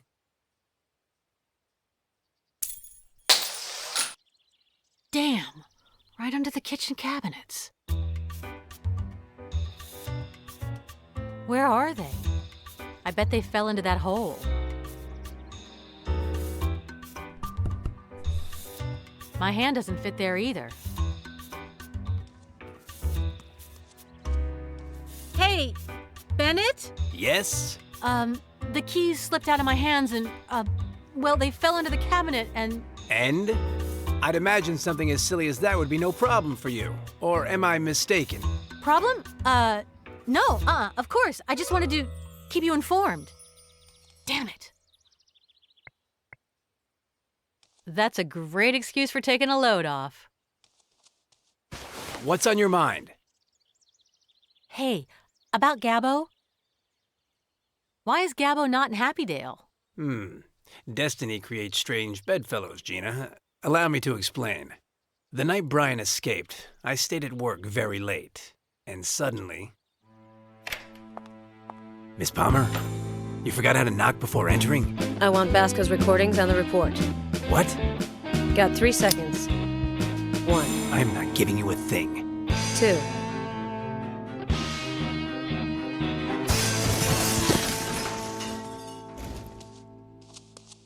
And while you were escaping, Miss Palmer stole the recordings and the report on Brian, right? I'm afraid so. Luckily, I had just sent a backup copy to my computer at home, and only Judge Whitley and I know the password. How did you and Gabbo escape from Happydale? Gabbo and I hid all night in an abandoned wing of the hospital, in a sort of old morgue. And in the morning, we snuck into the laundry truck, pretending to be janitors. What did you and Gabbo do after escaping? We went to my house to retrieve my recordings of Brian's hypnotherapy sessions. But when we got there was a very suspicious-looking car watching the front door, so we didn't dare go in. Did you tell Gabbo to contact me during Brian's fake funeral? Yes. I mistakenly thought that you knew his whereabouts. Meanwhile, I came here and began to investigate the Chapman case. Where is that crazy guy now? Oh, don't you worry. He'll be back any minute now, with money from a few bingo parlors, some fresh bruises, and a bad case of crabs. He's hyperactive, you know. Let's talk about something else. As you wish. I'll leave you alone and continue snooping around here. All right.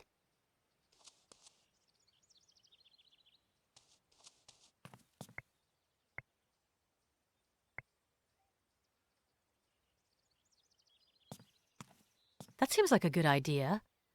But where exactly? Good idea.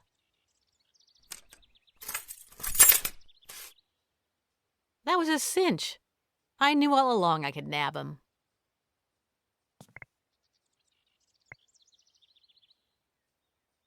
That seems like a good idea. But where exactly? Good idea, Gina.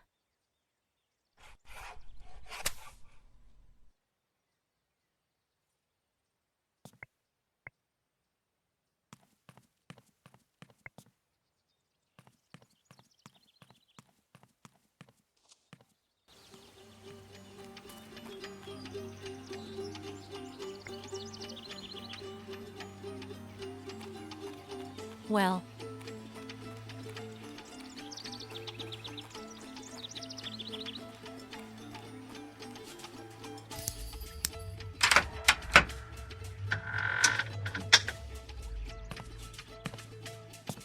yuck!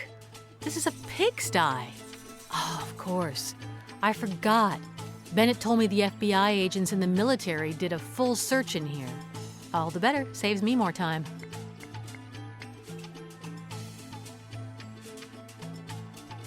Another clue that Chapman did not kill himself. With such a nice rope to hang himself, why would Chapman commit suicide with a gun and stain those hardwood floors? Of course, men do have a thing for... Hey, wait. Why isn't there any blood on the floor of the cabin? This is getting more and more complicated. They have a dual visor, the normal part to cover your eyes, and the other, which, if I'm not mistaken, magnifies whatever you're looking at.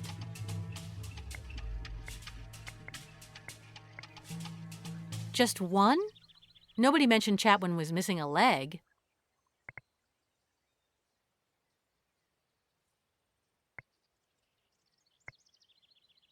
Whoever searched this joint really got into it.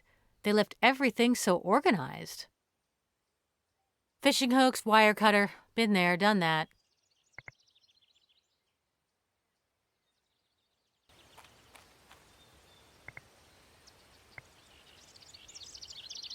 I don't think it has anything on it but dust. Wait, those are spider hairs. So long on the ground, I guess it's normal. But what a freaking huge spider, huh?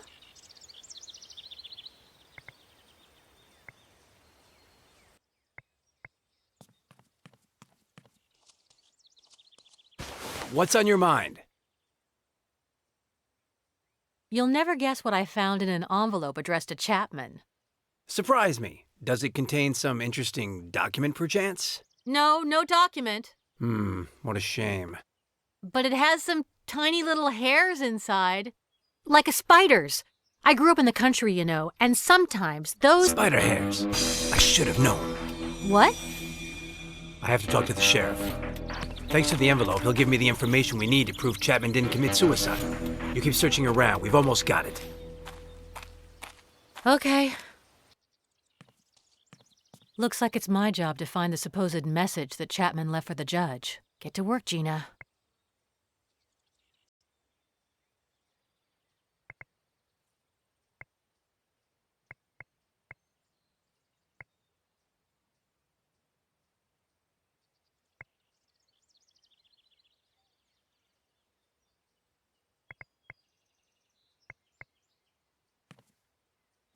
There's a pile of photocopies.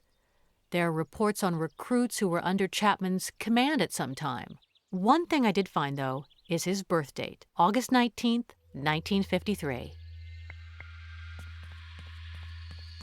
Now that Bennett's gone, I can check to see if he forgot to search anywhere. Shrinks can be so absent-minded, you know. It's not that I don't trust him.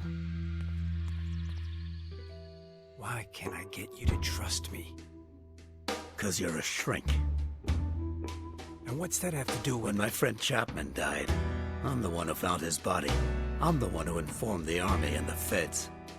I told them Chapman would never have committed suicide. But did they listen to me?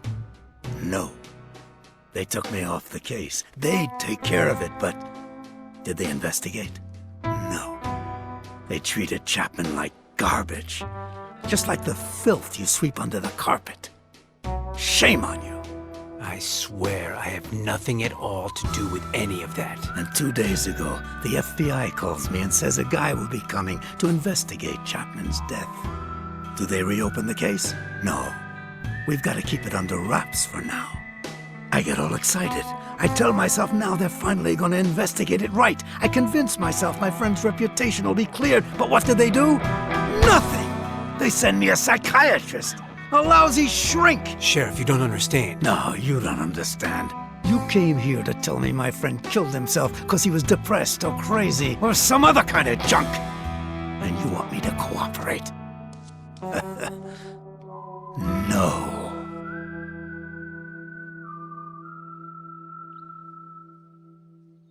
Nothing here either. If Bennett left anything unsearched, I guess I'd have too, 'cause I didn't find anything new or interesting. Who knows?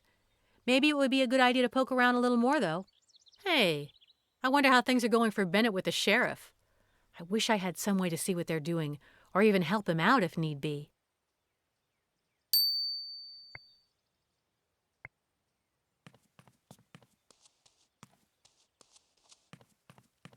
It has something hanging on it. Okay, it's a, what do you call it? According to old Granny Timmons, lots of people used to wear these. A locket. The Chapman's wedding. How cute. I'm not a major fan of weddings, not even in pictures. For my lovey bear from your little squirrel. No comment.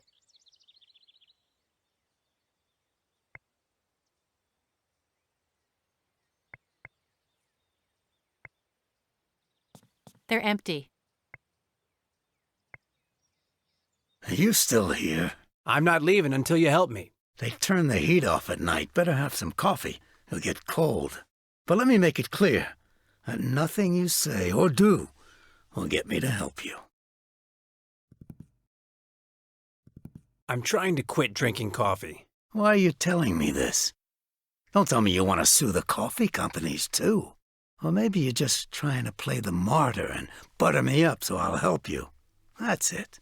Well, no. Do you also believe Chapman didn't commit suicide? Also? No, I alone do believe Chapman did not kill himself. I'm not from the FBI, and I don't need to pull the wool over any sheriff's eyes. The FBI didn't send me here. I came on my own. Sure. Oh, by the way, how much did the FBI pay you to come on your own? Forget it. I don't belong to the FBI, but I have a friend who does, and he is secretly helping me. A friend? You are talking to me about friendship? I was Chapman's friend, and I won't help anyone tarnish his good name anymore. I found an envelope at Chapman's house, and it contained some tiny spider hairs. Uh-huh. So?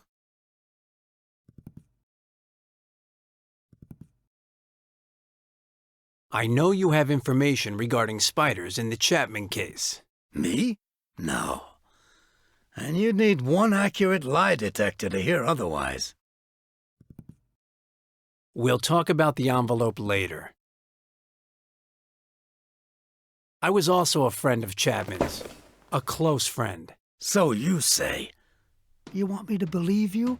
Well, then why don't you prove it? His wife Annetta had a very special nickname for him. What was it?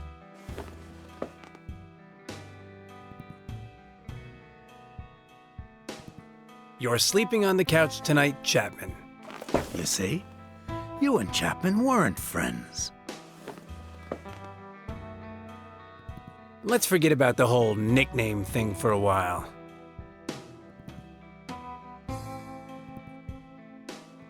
Talking with you is exhausting, and I doubt I'm going to get anywhere for now.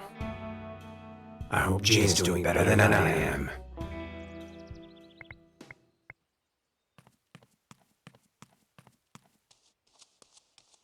I think Bennett mentioned that the line was cut off the day Chapman died, but someone came to fix it a few days later. I wonder if it works now. I could call. Yeah, I'll call him on his cell phone.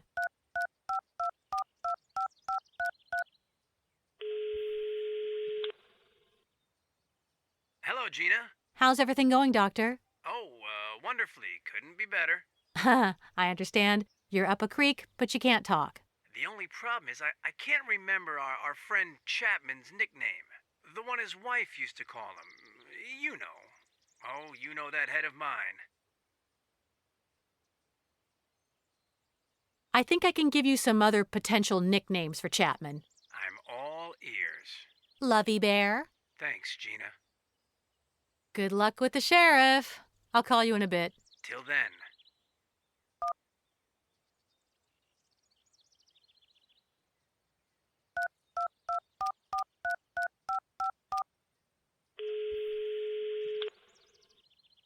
Hey, Gina! Hey, Gabbo, what are you doing? Crossword puzzles! Sounds like he's in a bind. Let's see.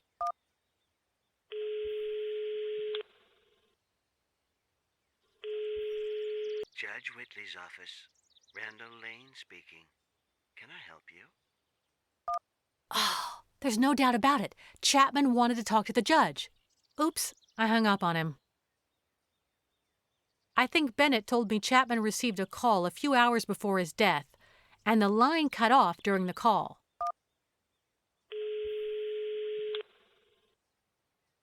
Who are you? And why is you calling from Sad Belly's phone number? Huh? Dagnabbit. What was Sad Belly's real name again? Cappy? Chapo? Chapman. That's it. You a cop? No, I'm his niece. Niece? The dumb one? The smart one. Well. The dumb one sure was pretty. I'm Barry from the gas station at mile marker 3. What can I do for you, miss? Did you call Chapman, my Uncle Jerome, the evening of his death? Sure did. Some guys came into the station. I filled up their tanks, and they asked about your Uncle Jerome's cabin, so I showed them the way. You're an antiquated old chauvinist pervert. And you're a horny little honeysuckle, right? Oh no, I forgot you're the smart one. Just 'cause I'm smart doesn't mean I'm ugly. All the same to me, sweetie pie. My cataracts are the size of a summer squash, so any warm-blooded female turned me on. Thanks for your help, Barry. Thank you, sweetie pie. What are you wearing under your... Are you still here? I'm not leaving until you help me. I'm listening. Lovey Bear. And how do you know that, huh? I just do. Now it's your turn to answer a question. Chapman, a spider. What's the connection?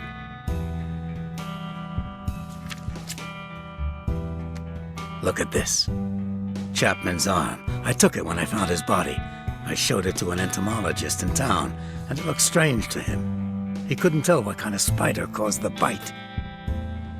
Well, now he can. We have to take him the envelope.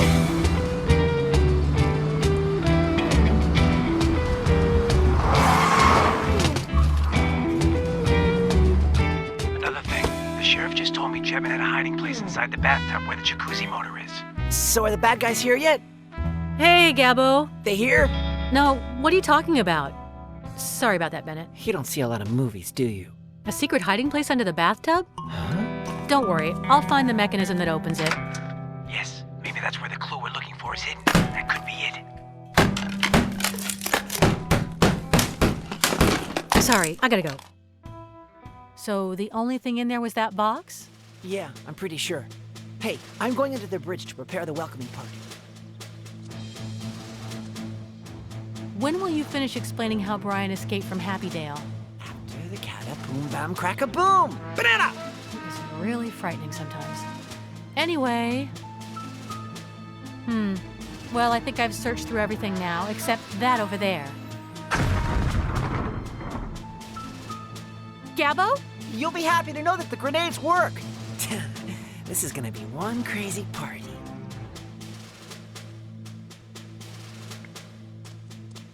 All that's left are some glow sticks and cartridges.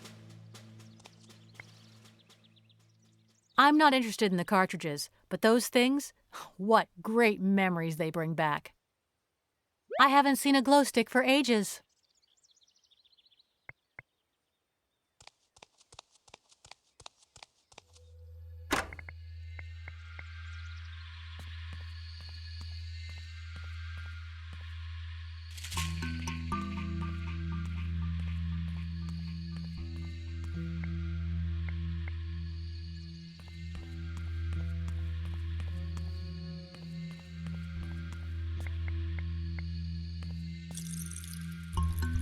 Seems to be in great shape.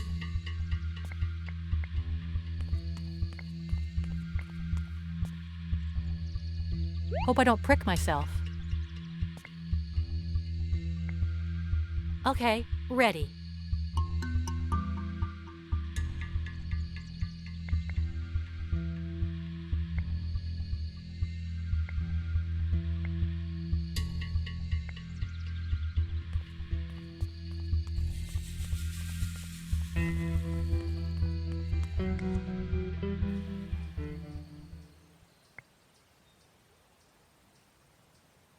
Yes. Now it'll be a piece of cake.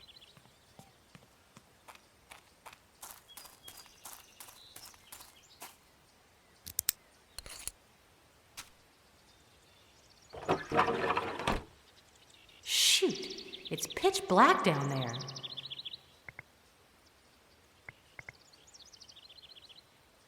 That sounds good.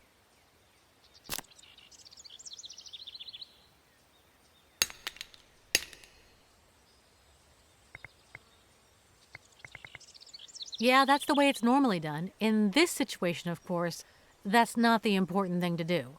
What I need is to find the right place to shoot the arrow to reach my goals. Let's see how good my aim is.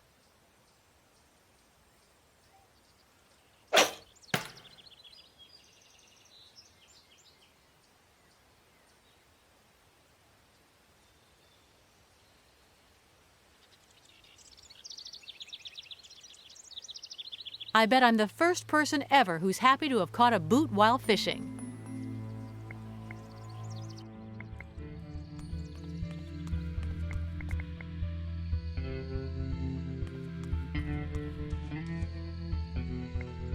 Seems like there's something inside. Well, how about that? A laptop computer.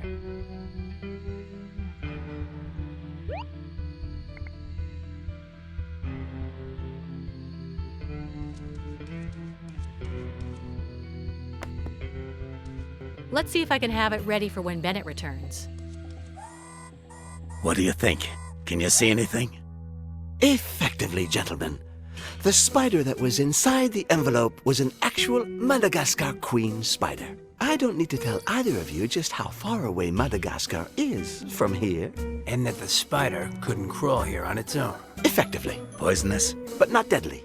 Its venom paralyzes the victim for hours and is then slowly metabolized by the body without leaving a trace behind. That means that Chapman was paralyzed when he died, which completely rules out the suicide theory.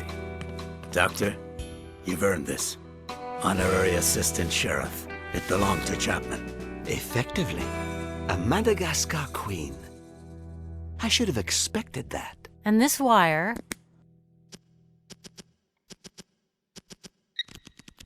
Enter password? How would I know what Chapman's password was?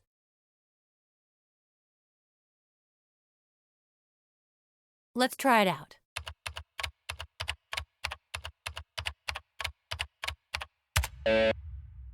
Nope.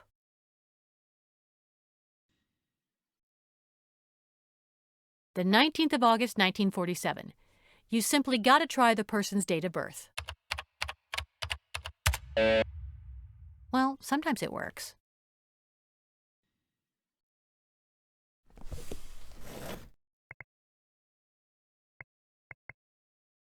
It has something written on it.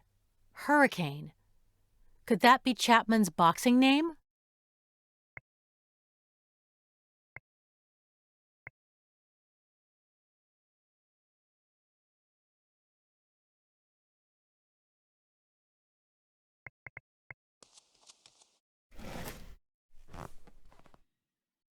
It's written on his boxing gloves, so maybe that's it. Excellent. Loading. National Security Database. Eliminator Agent TV3968. Agency requires Level 4 clearance. Name, Andrea Hickok. Alias, Tarantula Jane Eyre. Date admitted October 27, 2003. Date dismissed June 25, 2006. Missions, your Level 3 access code does not allow this information to be displayed. Reasons for dismissal, your Level 3 access code. What's this email message? Looks like it hasn't been sent yet. From Jerome D. Chapman to Judge Latricia Whitley. Subject, Basco innocent. I've attempted to reach you by phone, but your secretary has become an insurmountable barrier to our communications. I need to make you aware of the following facts. 1. Colonel Kordsmeyer has been embezzling funds from the U.S. Army, acting behind the back of his own country. 2. During his mission on Mala Island, he had some highly qualified mercenaries under his command, and their leader was a bloodthirsty woman, a former agent for the government. Her codename is Tarantula. 3. Right now, all we know is that she was an AE, Agent Eliminator, who specializes in the method known as tossing the hot potato. In other words, don't be surprised by this. She eliminates the target by getting an innocent bystander involved as a scapegoat. 4. In the case at hand, the innocent person in question is Brian Bass. Let's finish this mail, and Dr. Ian Bennett will corroborate the veracity of this story. So then, I hit the send button and... Now I understand everything. Hmm? Judge Whitley just called me, wondering how the deceased Chapman was able to send her an email message mentioning my name and Brian's. She gave me an appointment tonight at my own apartment in New York City. Okay then, let's go there immediately. Soon. But first, let's do justice for Chapman. Let's reenact the crime. After seeing Tarantula's profile on the web, Chapman started writing an email message to Judge Whitley about how Brian is innocent when the phone rang. It was Barry, the old guy from the gas station. He said there were some strangers asking where Chapman's cabin was, but then the line was cut off, as well as Chapman's internet connection. Fearing the worst, Chapman grabbed his laptop.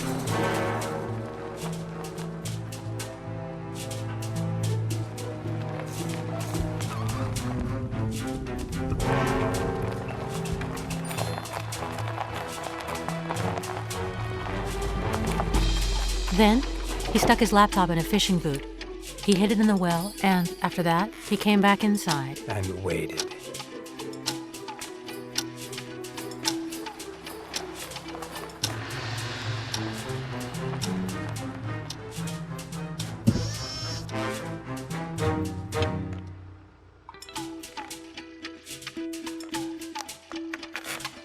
He saw the envelope drop through the mail slot.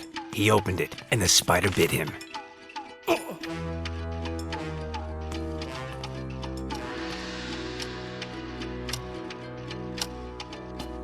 He must have become completely paralyzed in just a few seconds. Then Tarantula came in, prepared to do what she does best.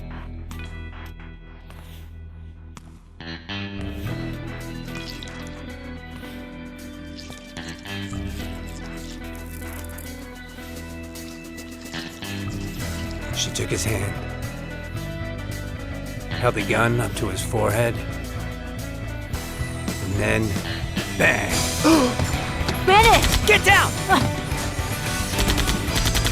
Bennett! It's too late! Go start the car!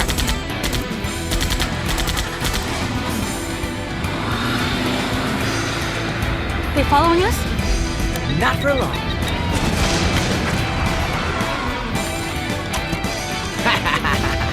Banana!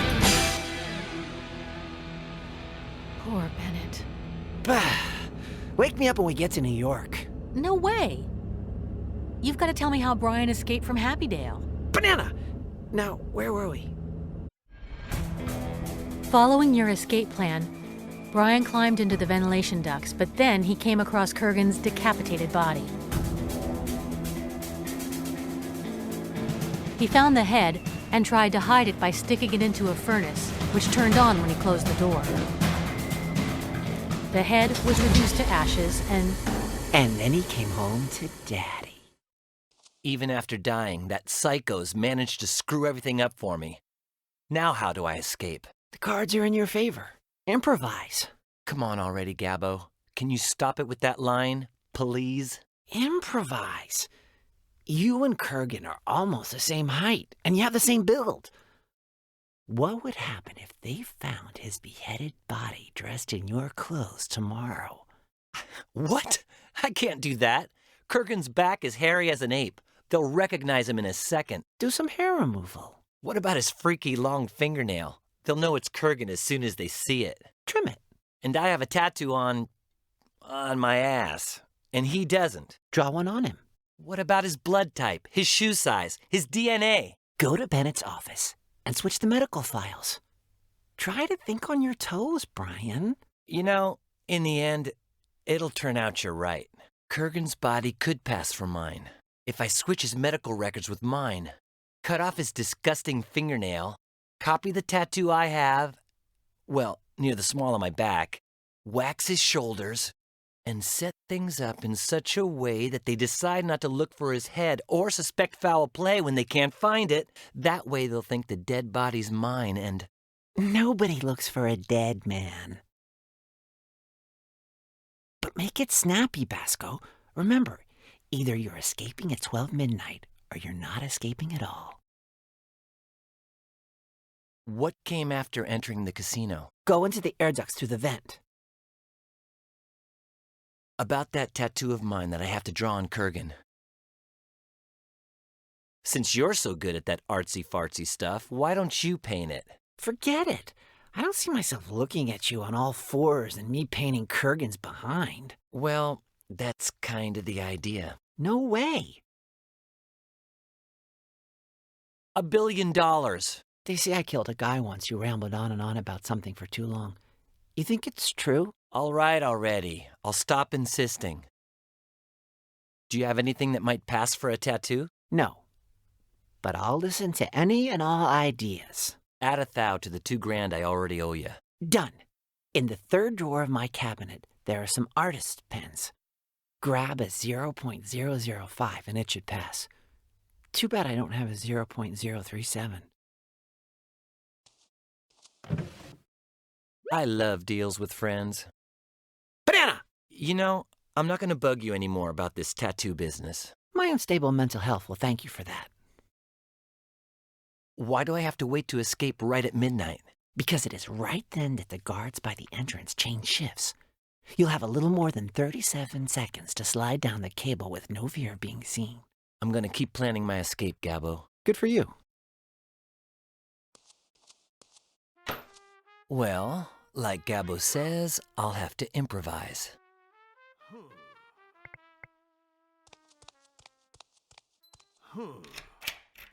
Shoot.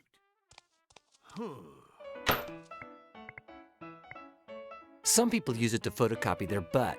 Wait, my tattoo. Hey, you peeping Tom. I'm about to drop my trousers here. It would be such a nice touch if we could just imagine... a curtain, let's say. Great. Now I feel a bit more comfortable with this.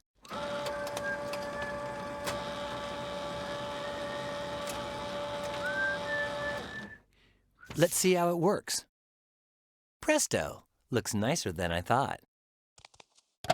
Okay, when I count to 3, we can stop imagining the curtain. 1, 2, 3.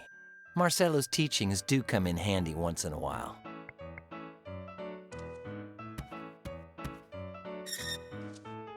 Let's try to locate where we're at. For now, I've figured out where the casino is, as well as the central fan and Kurgan's final resting place. And yes, I believe I can find my way to Bennett's office. Ready. Yes, let's get to it. Huh? Oh, what's this?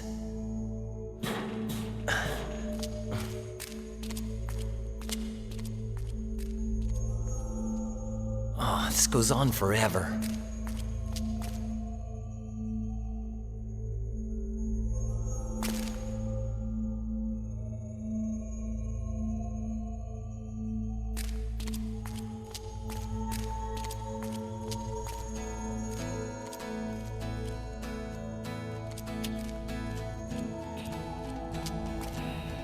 Oh man, it stinks in here.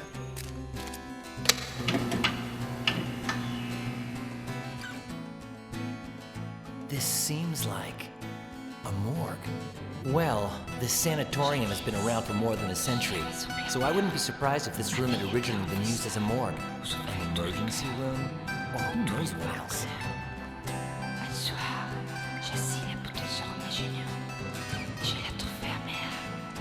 Okay. Spick and span.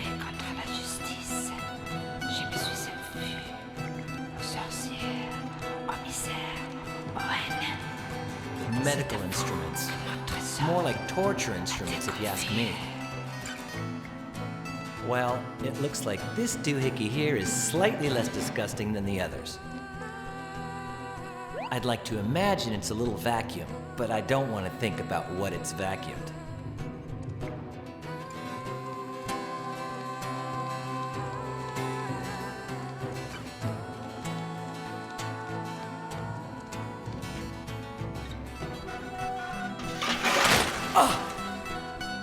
Yowza! That was so rusty it just fell apart. Great. Now how am I supposed to get out of here?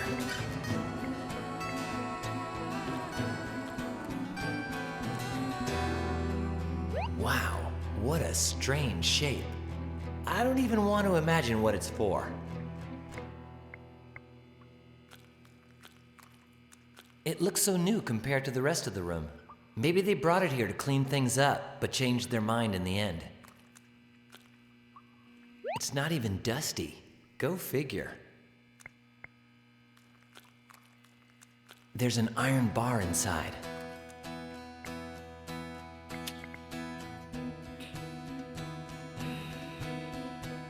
I've reached the conclusion that the iron bar that was inside the hole was stuck to the side so hard that it could not be removed by grabbing it with my bare hands. However, with the forceps, things might work just a little better. Amazing! It's as if I knew the solutions before I even know anything about the problems.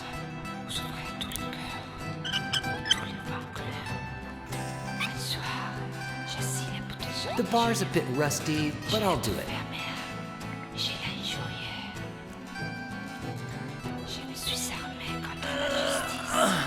It must have been here for so long that it got stuck to the floor. Unsticking it is not going to be so simple.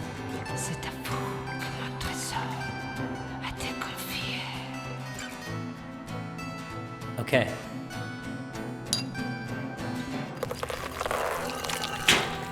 Hey, it's already been unstuck.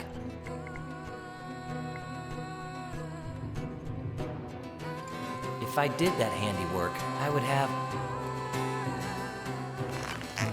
a trampoline. That's it.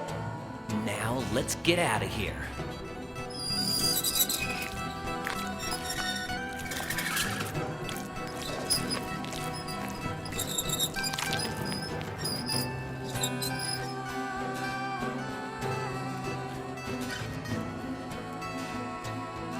One, two, three. Oh, darn swimming pool. It almost ruined my entire plan.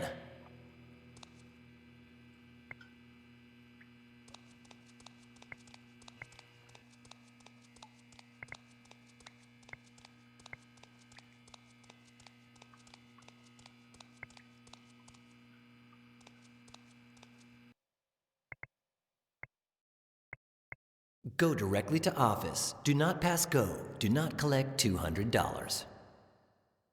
Runny, it's Bennett. How's everything going? Me, I'm the same. My work isn't nearly as secretive as yours. I was just calling to say thank you. I got the package with the things I asked you for. Yes, it's all there. The photos, the keys, and the instructions to get to Chapman's cabin. Chapman.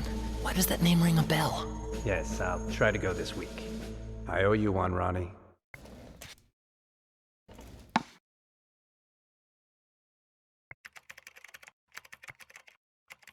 Seeing how I plan on escaping, wouldn't that be a little counterproductive?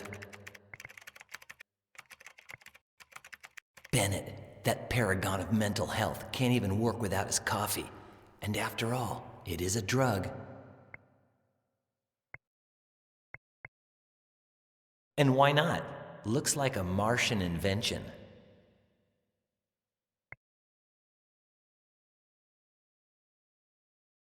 Hey, that might just work. Okay, but I'm walking on eggshells here.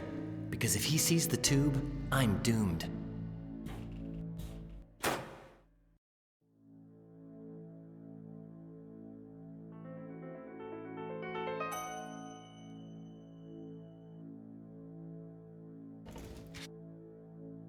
That's strange. I really gotta stop drinking this stuff. Now!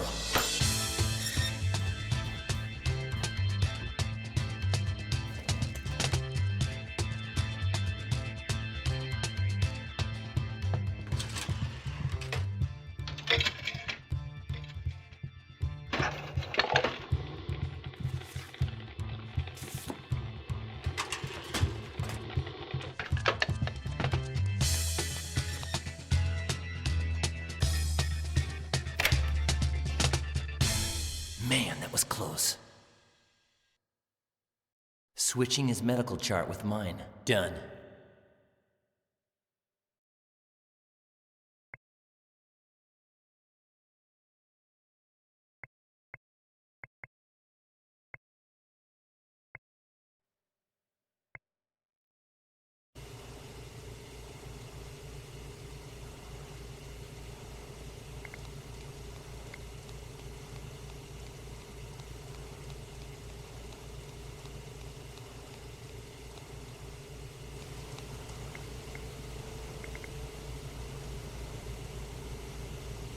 Yeah, this knife blade is big enough to cut through a fingernail like that.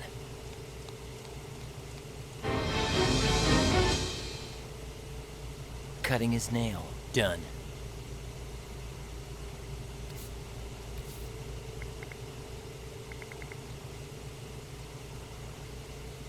I have the artist's pen, the photocopy for reference. In other words, I'm set. Copying my tattoo on his butt. Done.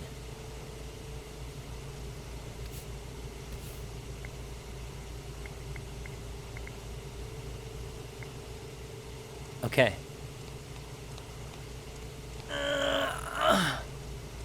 Opening this with my bare hands is impossible.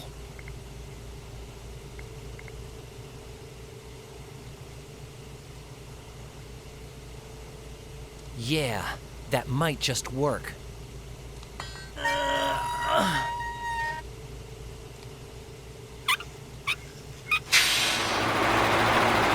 Yes! Those motors are really gonna do the trick for me. I'm thinking that underneath the hatch there's a set of motors which would disintegrate ahead if one just happened to fall onto them. Right before escaping, I'll open it with the iron bar and place Kurgan's body in it so that it looks like his head fell down the hole and was pulverized by the machines. That way, nobody gets suspicious about the missing head. And so... getting his head to disappear without arousing suspicion. Done.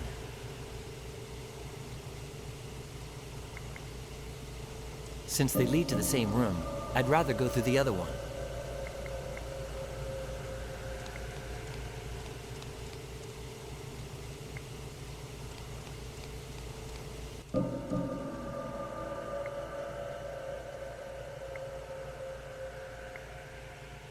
Good. Done.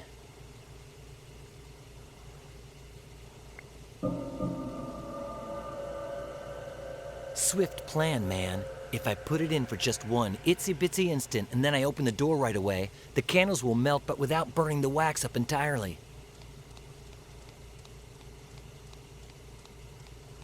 But wait, the not-so-nice part is that I'll get a nasty burn when I take it out. No, wait, I have a funnel.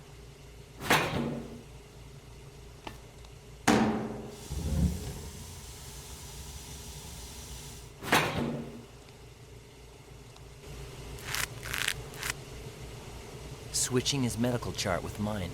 Done. Cutting his nail. Done. Copying my tattoo on his butt. Done. Performing hair removal on his shoulders. Done. Getting his head to disappear without arousing suspicion. Done. Kurgan has now been fully Brianized. As soon as you're done with this, finally, anyone who sees him will be 100% sure that Jacob Kurgan's corpse is actually Brian Basco's. I still have to switch my clothes with his, but I'd better wait until I'm ready to escape. Now I just have to figure out how to slide down that cable on the roof.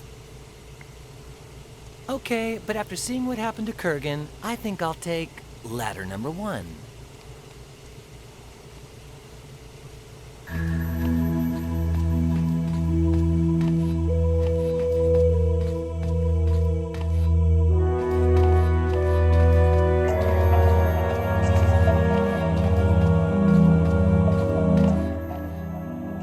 Locked.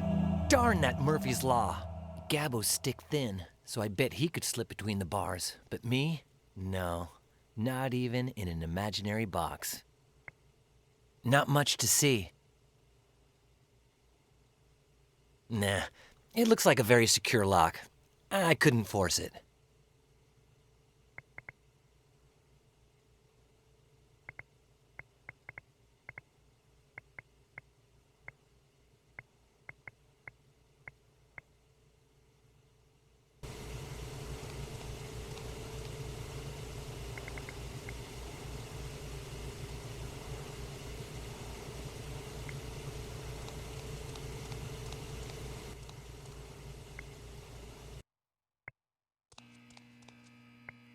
It has some horrible iron shackles on it. Not a chance. Who knows how many people lost their minds while tied down there? I'll never do that. Majorly spooky.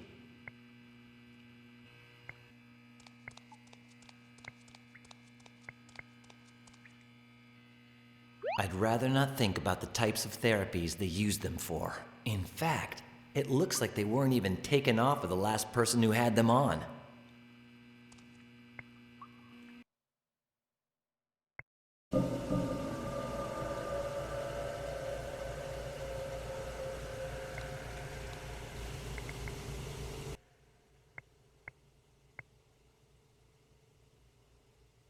Well, done.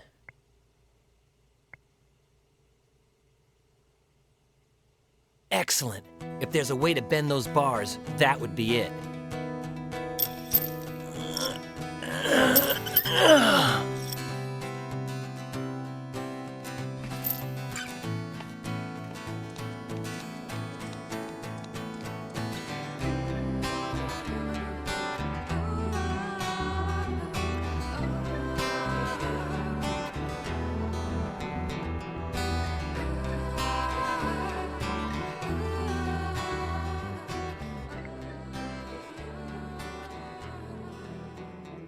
That's the cable Gabbo was talking about, right?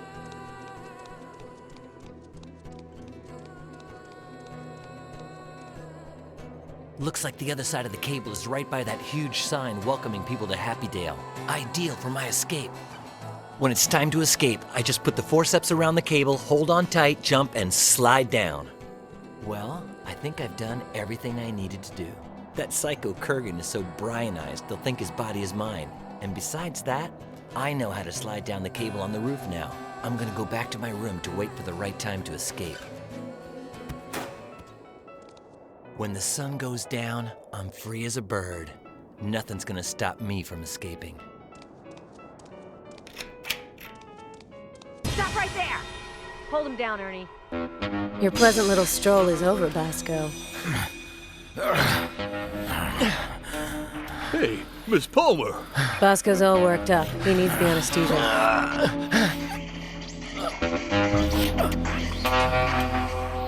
Get him back to bed. He clearly needs more medication.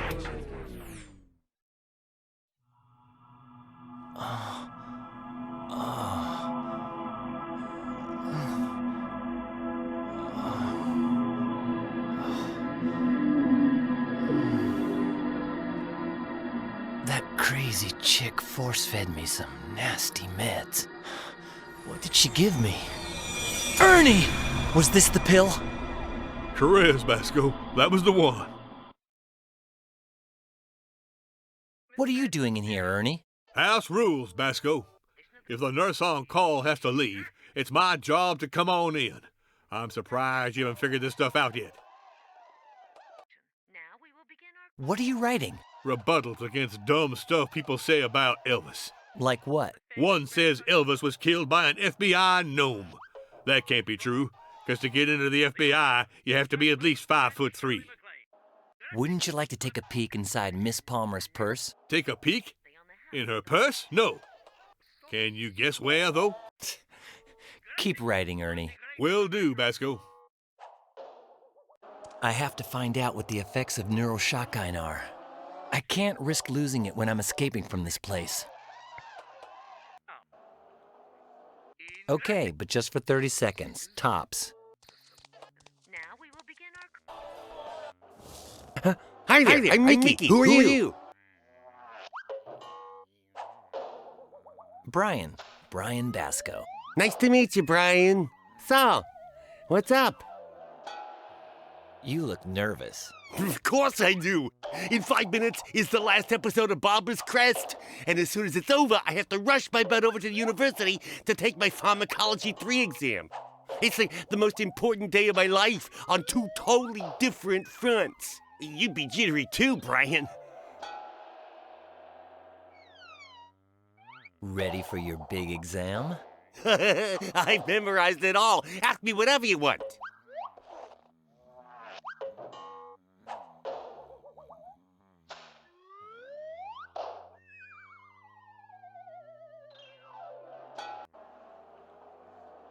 So what the heck do I ask you? You gotta ask me about some drug, and I'll tell you everything I know about it.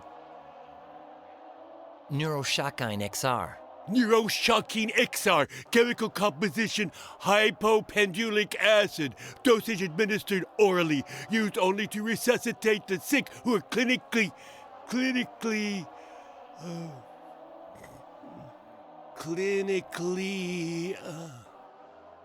Dead. Dead. In any other type of patient, it causes acute neural excitation, which results in attacks of extreme violence in the patient, which... What? Miss Palmer gave me pills to make me ultra-violent? Yes, of course. That knife under my pillow was her doing. That's how she knew about my candy. And then she wouldn't give up until I took those pills. Is she trying to get me to kill someone? What for? Does she hate me that much? The important thing now is to find some sort of antidote. Which can only be neutralized by taking... By taking...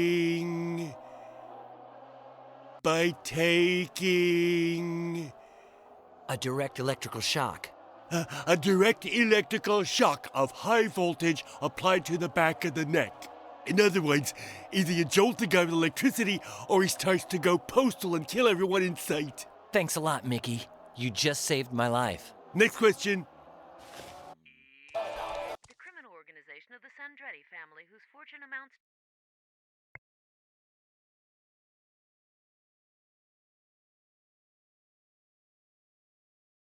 to more than apparently has come to an end. Have you rebutted any spectacularly stupid speculation about Elvis lately? Yeah. This one guy claims Elvis was working as a DEA agent in the war on drugs. But that's impossible, because everybody knows Elvis never had nothing to do with drugs. Can you lend me the taser inside of Miss Palmer's purse? Basco, I never took you for a thief. A nutcase and a murderer, yeah, but not a thief. Come on, dude. She's not gonna notice. I'll give it back to you later. Ernie don't sell out for nothing. Well, maybe for cash. Keep writing, Ernie. Will do, Basco.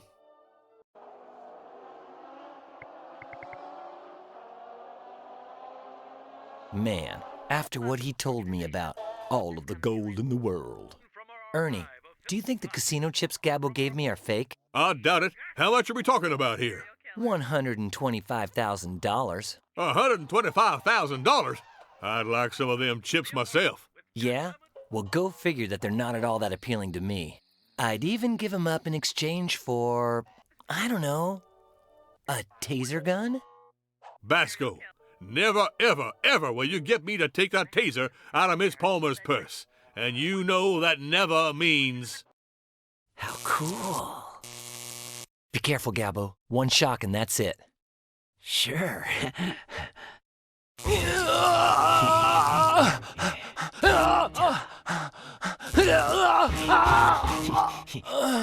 Basco?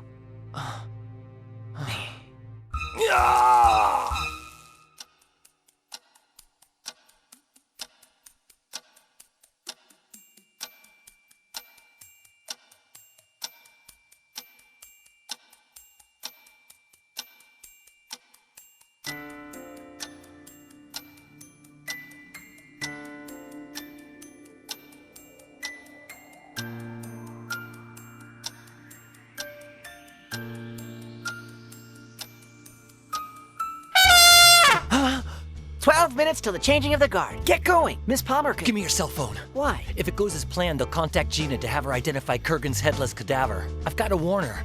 She has to tell them the body's mine.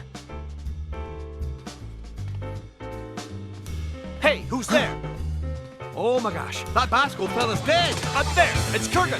Kurgan! Stop right there!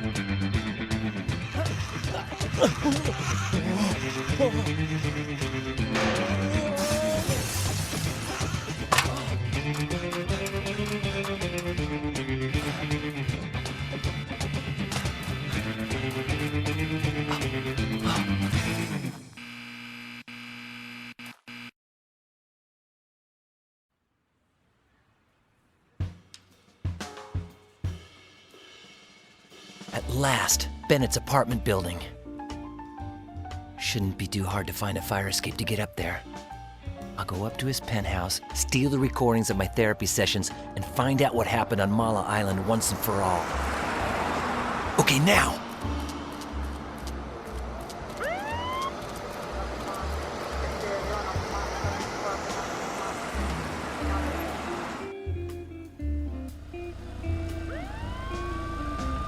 Darn it. I can't take the luxury of going into the street again, or someone might recognize me. So I better just do what I came here for. Bad news. There's no sign of a fire escape. I'll have to find some other way into the building. I used it as a hiding place when I got to the alley. Filth, trash, and garbage. And a half-empty can of paint. Okay, technically that's just garbage too. But it's so shiny and pretty.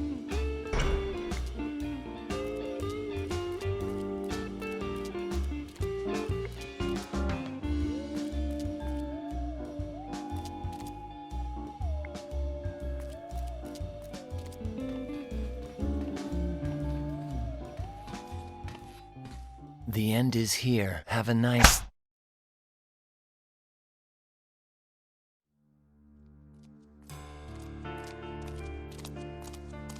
This here's Bennett's apartment building. Come on, let's cut through here. No, let's go another way. Or do you want to stay to chum around with the bums?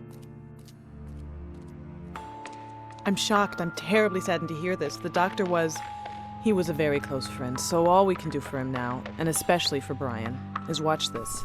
Patient, Brian Basco, session 25, October the 6th, 2008. Good, Brian. Before continuing with your memories, would you like to go over what you've been explaining to me in your latest sessions? Yes. All right. Everything began during your vacation in Hawaii, correct? Yes. Gina hired Otto, an old German pilot, to take us on a day trip to Mala Island. I think Otto had a heart attack. When we flew over a big lake, I threw Gina out the door with the only parachute on board. And then I tried to land the plane.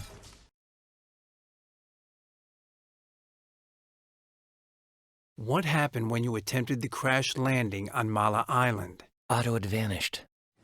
I found a military camp by the lake. I asked the soldiers if they'd seen Gina, and I talked to their main officer, Colonel Kordsmeyer. He told me he hadn't seen her, but I could tell he was hiding something. So I decided to infiltrate the camp and search for her. Tell me about how you infiltrated Kordsmeyer's camp. I knew Kordsmeyer was waiting for a scientist to come visit. Thanks to O'Connor, a really dumb soldier, I was able to impersonate the scientist, but I couldn't find Gina. Still, I discovered clues that something weird was happening in the lake, and also that the only person who'd know what was going on was this guy named Professor Simon in Alaska.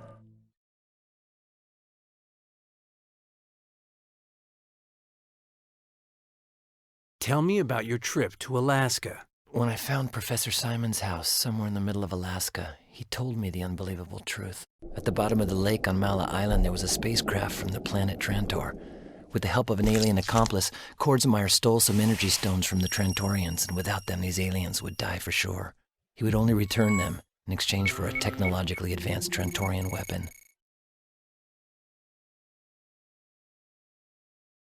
What was the relationship between Gina and the extraterrestrials? When Gina fell into the lake, they rescued her and took her to their ship. She had gunshot wounds, probably inflicted at the orders of Kordsmeyer. They tried everything they could to heal her, but without the energy stones, Gina would soon die.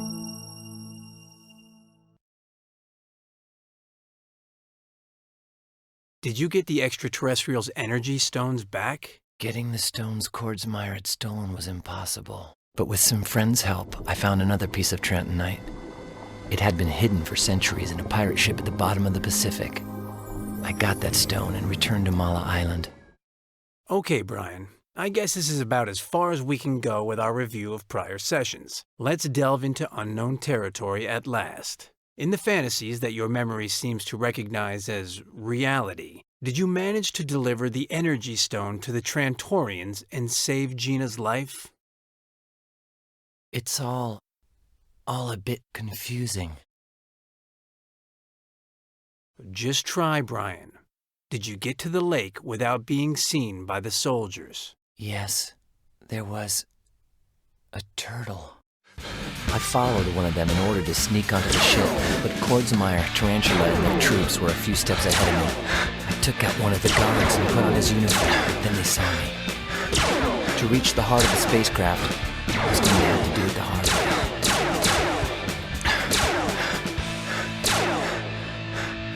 In the end, I made it to a sealed chamber. My sixth sense told me where I was supposed to place the Trantonite.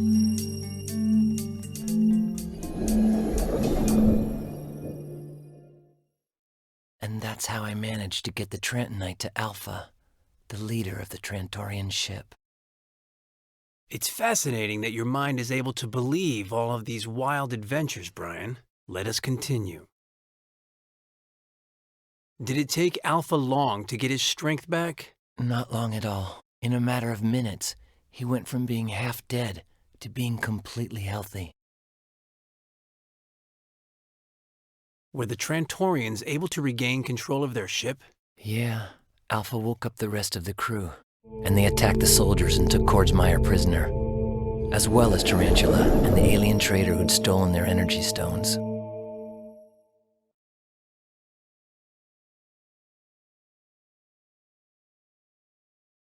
And then what? Don't tell me the Trantorians themselves took Kordsmeyer to the authorities. No, they used a mind control device, so I'd do it for them. By activating it, I could take control of Kordsmeyer's body while I just sat there, motionless.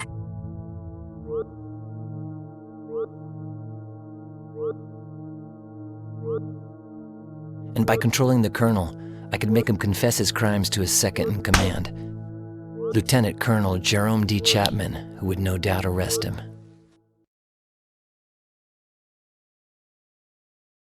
I had to do this fast, because after 1 hour, the person using the mind control device loses his powers and the device disintegrates.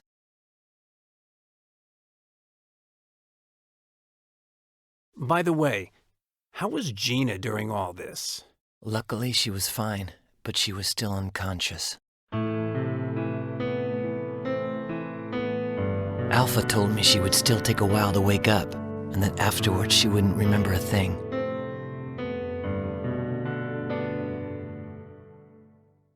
I didn't care. I finally got to see her again. Alive and safe and sound.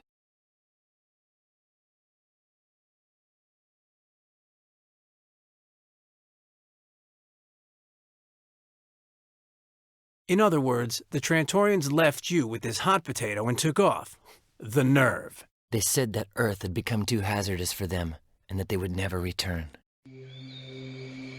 They vanished in utter silence. Nobody saw them appear, and nobody saw them when they left.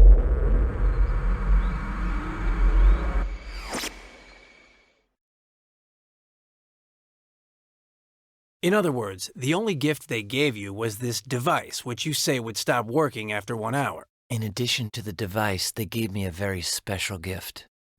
However, they insisted I be careful. Trentonite is powerful, so I had to keep it from falling into the wrong hands. Let's go over everything again. The Martians gave you the Trentonite and a device to control Kordsmeyer's brain with, and then they left. And what happened to all of you who were inside the ship?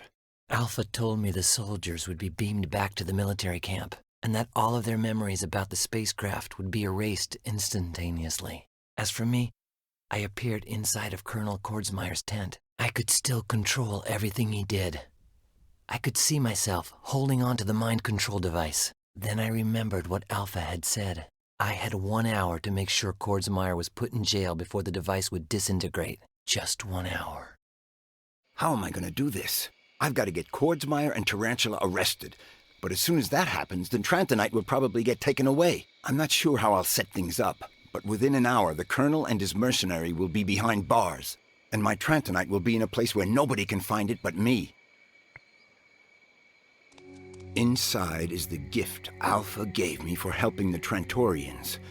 A piece of Trantonite, the only one left on Earth. I'll take it.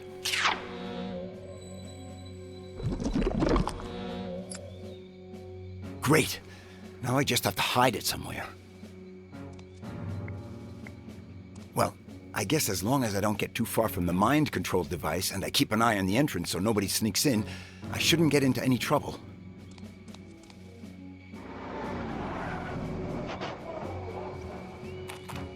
Marine Zechariah O'Connor at your orders. My colonel. My sir. My. Semper Fi, sir. Oh, how nice. I'm here, my sir. Colonel. I would have never guessed. Dang it, sir. I mean, I'm not there anymore, my colonel. Unbelievable. And where is there? There, sir, my colonel. Where their mission is. Look, soldier, let's get things straight. Do you even know what Semper Fide means? Yes, sir. If you yell a lot, it means you're a Marine, sir. I yell it when I don't know what to say, my colonel. Semper Fi. Semper Fide means ever loyal. Why, shoot, sir. You just described me. I'm as loyal as a dog. Marine Zechariah O'Connor, always loyal. What is that mission you were talking about? Shoot, sir. You're the one who said, give the mission to the dumbest and most unessential soldier in the regiment, sir. And that's me, sir. Marine Zechariah O'Connor. Semper Fi. What does the mission I asked you to perform consist of? Recovering the box of Havana cigars for my colonel from the deepest part of the Hawaiian jungle. Sir, my colonel. I would like a report on this cigar-related mission. Sir, I'm an elite, I can't write. Then report to me orally. Wait, is that where the suppositories go? Oral means by speaking. Sir, yes, sir. The helicopter performed the Havana cigar drop far away, at the wrong coordinates on the island. Colonel, they were in the middle of the jungle, so I headed there. More scared than embarrassed, sir. Why were you afraid to go into the jungle? Monkeys, sir! Those sneaky monkeys that tried to steal my cap and threw coconuts at me! Couldn't you defend yourself from the monkeys? Yes, sir! I glued my cap to my scalp using the regulation glue, my colonel. The bad thing is that the monkeys didn't have your cigars, sir!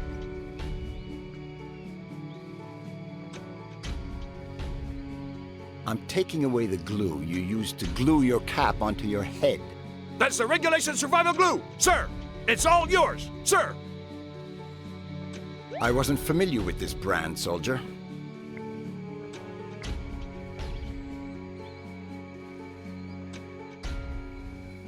Who had Kordsmeyer's cigars then? I mean my cigars. Your colonel, sir. These awful zillion-year-old geezers, a Japanese guy and a German who looked like they just came out of a war movie in black and white. They had smoked 7 of my colonel's cigars. My colonel, sir. But I managed to get the remaining cigars back and skedaddle out of there. I'm starting to believe that you have a knack for intelligence. How'd you figure that out? Sir, I sent my application into intelligence services, but since I'm a moron, I'm not sure they'll let me in.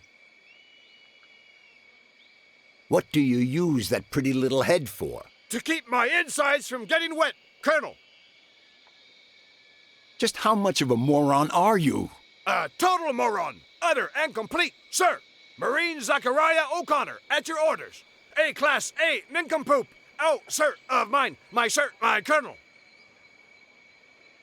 If you're a moron, how do you intend to get accepted into the intelligence services? Precisely because I'm a moron, sir. I'm the perfect candidate for espionage stuff, because nobody'd ever suspect I have anything to do with intelligence work. You're right. Your intelligence is a topic we're better off avoiding. At ease, soldier. Always loyal.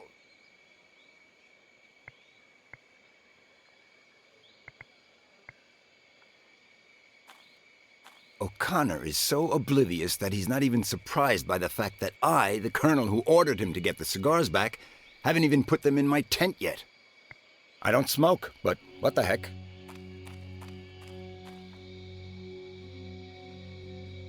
"1982? That thing is older than I am. I know that sounds weird because of my current appearance, but try not to forget that I'm actually a debonair collegiate youth with handsome blue eyes.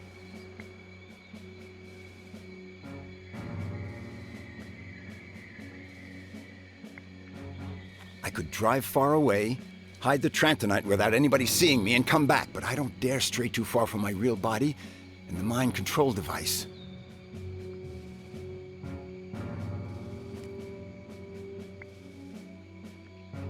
It's full of coconuts.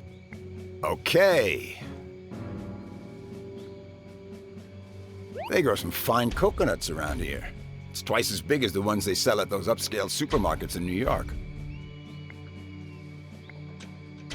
Okay, I'll use the other knife for leverage, too, just in case. While I was at it, I drank the coconut milk inside and ate the meat. It was amazingly tasty. Not the best hiding place in the world, but at least it'll be out of sight and has a protective shell. Right, if I do this, it'll be a lot harder to figure out that the Trantonite is inside. In any case, I still have to find a way to keep the soldiers from finding it when they come to arrest Kordsmeyer.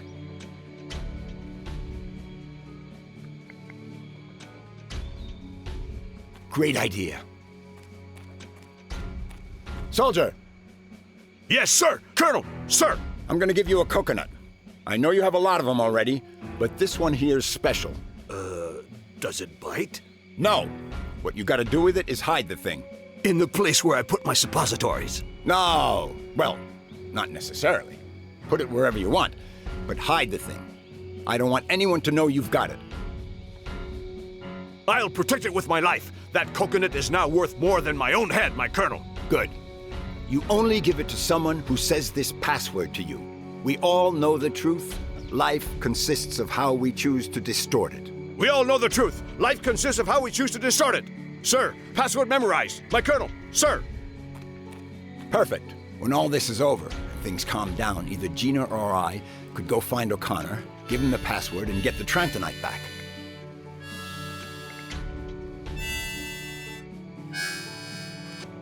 Soldier, your courage, valor, and intelligence will not go unrewarded. Would you like a cigar? Yes, sir, my colonel. Thank you. Enjoy it, soldier.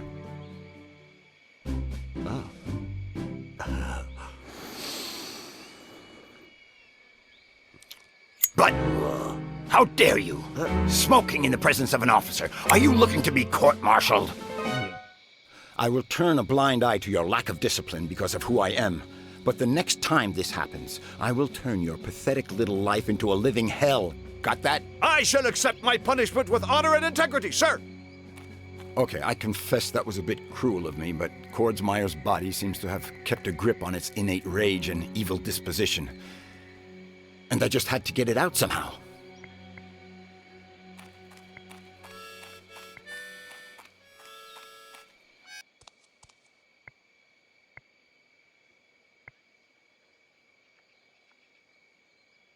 She's my girlfriend.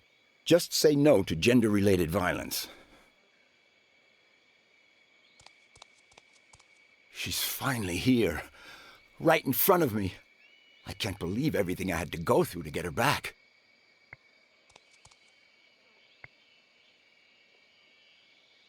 Well, not that I care much, but it may be a good way to get rid of all the evidence that the Trantorians ever visited this pretty little island. Let's see now. First I pull the pin, then I put the grenade inside the capsule, I close the capsule, I walk outside, I throw the capsule towards the lake, and boom! If nobody sees me, cool.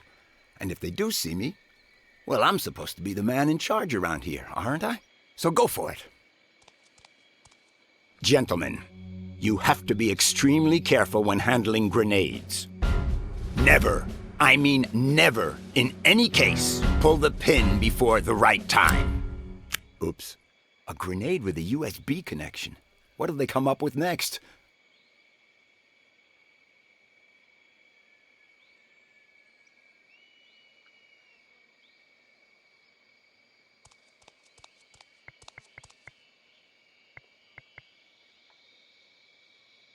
Okie doke.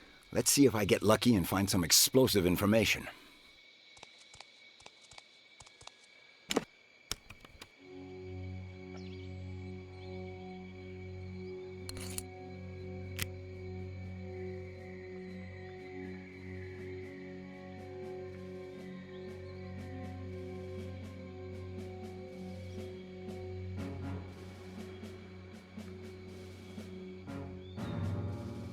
I hit the jackpot. The USB grenade contains information on lots of different fraudulent activities Kordsmeyer has taken part in. The money he embezzled from the military budgets, hiring Tarantula. There's enough in here to get him to rot in jail for a couple of consecutive life sentences.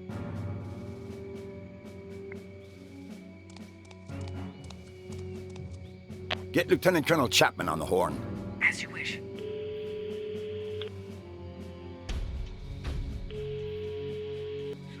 Lieutenant Colonel Chapman, come to my tent immediately. I order you to arrest me, along with Tarantula, my accomplice, for the crimes of embezzlement, fraud, and abuse of power. Since I may eventually deny all this, let me mention that the documents which prove it that... Keep still, soldier boy.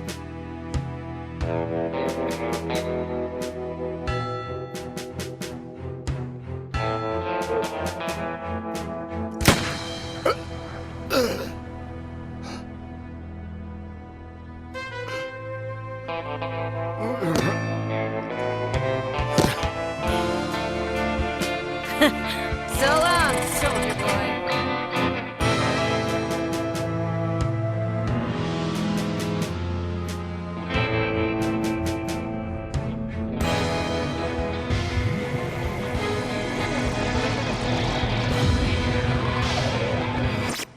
After hearing Brian Basco's deeply buried and confused memories, these are my conclusions regarding what really took place on Mala Island. The Army arrived to provide backup for a scientific operation, observing the falling of a small meteorite in the central lake on Mala Island.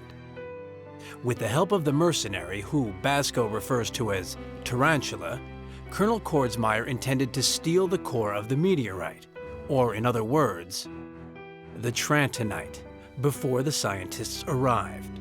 When Brian Basco showed up, asking for Gina, who had fallen into the lake from an airplane, the colonel decided to get rid of him without providing any further explanation. With the Army refusing to help, Basco stole some diving equipment and the military uniform he mentioned. And he rescued Gina, who was lying unconscious in an underwater cave inhabited by sea turtles, which he referred to as the Trantorian spacecraft and its alien crew. He was exhausted and nearly frozen to death. This explains his paranoid inventions related with Alaska. He made it to the surface with Gina and got some help from the military in the end. And while they were waiting inside of a tent, Kordsmeyer came in to make sure they didn't know anything about his plans. That is the moment Tarantula chose to betray the Colonel in order to steal the coveted meteorite core herself. She put a gun in Brian Basco's hand at a time when he didn't even have the strength to move. She held her hand over Brian Basco's, forcing him to press the trigger. And she shot Kordsmeyer. Going into shot clouded Basco's memory. In the meantime, Tarantula escaped.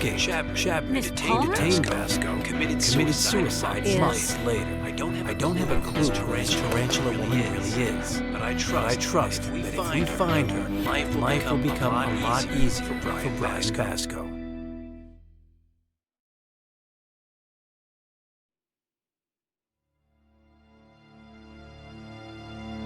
Allow me to explain the situation to you, Judge. You will write up a report declaring Brian Basco guilty, based on the evidence found by Dr. Bennett. That evidence doesn't exist. It does. The recordings from the hypnotherapy sessions, Chapman's email. Both prove he's innocent. They'll never know. Tonight, Gina Timmons will force open the door of this house and she'll destroy all the evidence. You'll never get that report, even if you threaten to kill me. You're already dead. After destroying the evidence, Gina will shoot you 5 times, point blank. After that, she'll take the gun, put it in her own mouth, and... Have you no scruples? You planned it all out? Not everything. My dilemma, dear Judge, is whether to order 2 coffins or 3. Start writing.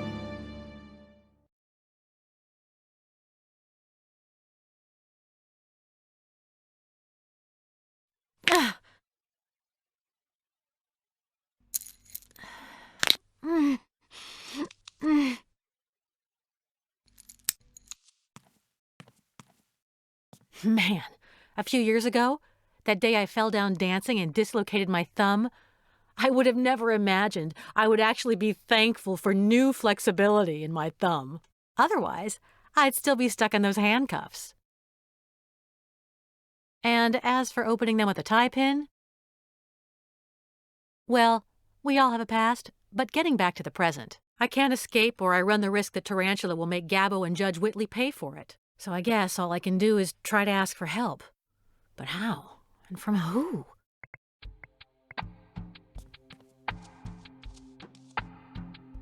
It's empty.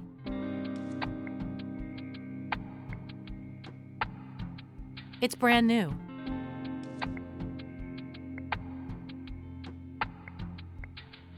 I'll just take one. Citrus Splash Extreme Juice. How lame.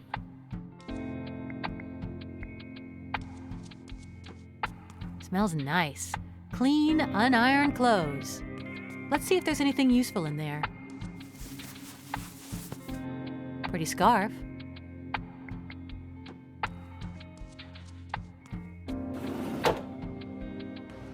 Looks like the same bum we saw when we got here. Assuming he's just asleep or drunk, I've clearly found someone to ask for help now. This isn't going to be easy, though, since he's at least 10 floors down. And if I yell, Tarantula will hear me before that bum does.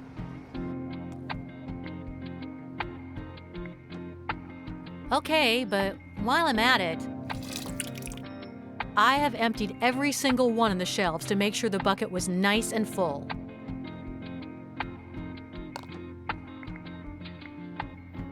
Iron it? I think not, but... Call the cops.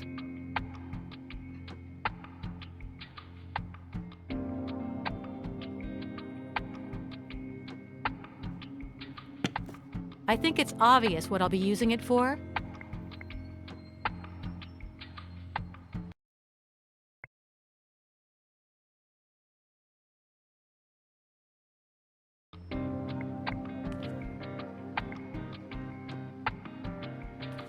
That sounds good. A juice bath will certainly wake that bum up.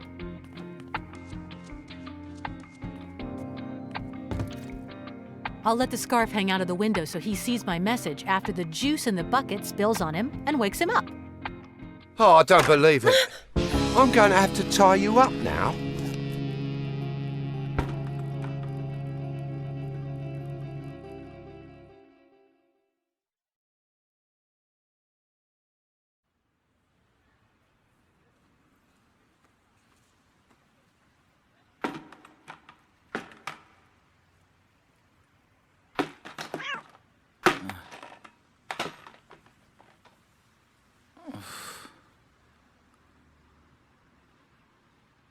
Nice slap across the face I took from that mastodon with the sign. I better watch out if I plan on climbing up there again.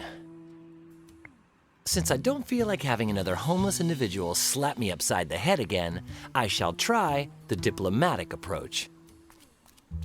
Hey, you, Lumox, come out if you feel like it. Lay off the insults, pal. I haven't dissed anyone here. Haven't dissed anyone? You slapped me across the face harder than Bud Spencer. And I shall repeat that gift for you, pal, if ever you try to prance into my office again without an appointment. By the way, do me a favor and call me by my nom de plume, Mr. Tom Finnegan, scriptwriter. Scriptwriter? Have you written the script of any real movies? Too many, pal. So many I don't have any ideas left in my head. Why do you have that depressing sign hanging from your neck? So that ball breakers like you without an appointment will look at it as I prepare to smack them across the kisser. I want to go up to the penthouse in the building behind me without having to go through the main entrance. That doesn't seem easy. Coming up to the roof area of my building is much simpler. Right next to me here happens to be one of those elevators that window washers use. Sometimes I go up on the roof to check out the view and the huge Golden Chicken that Golden Chicken Incorporated, owner of this property, has installed up there. I'd like an appointment, please. I'd be happy to see you on the 19th day of the month of November of this very year. I believe I have an opening around noon. Be on time. Anything else? You're out of ideas? Hey, I have tons of them. Oh, no. Here we go. Why is it everyone thinks we scriptwriters will be interested in other people's ideas? 'Cause you don't have any of your own? Pal, your reasoning is flawless. Let your imagination flow, pal.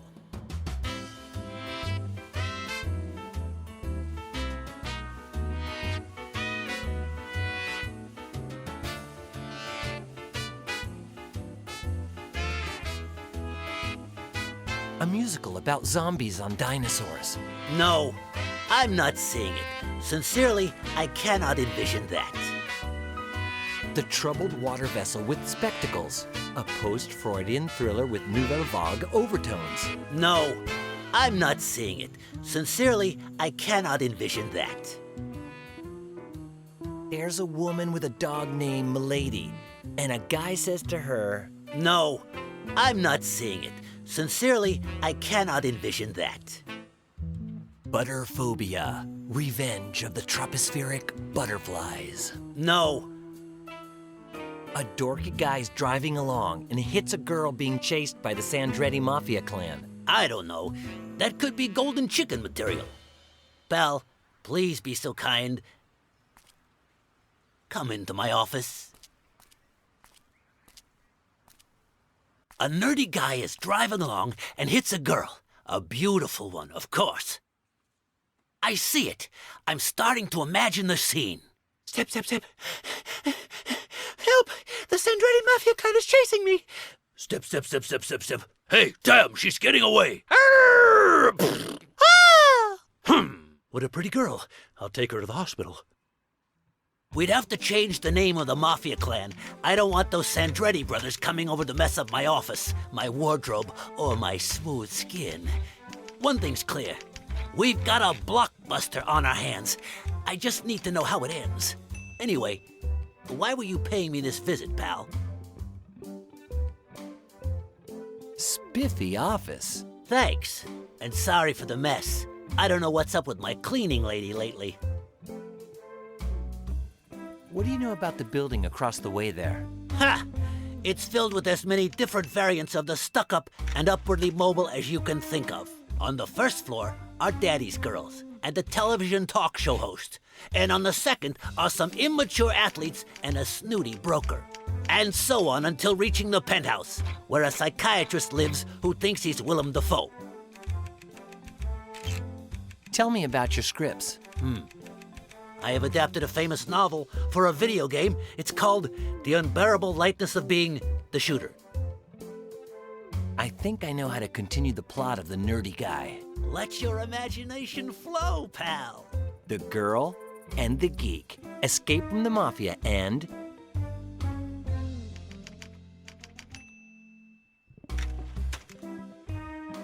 they devour each other as a result of a South African rabies epidemic. No, I'm nuts.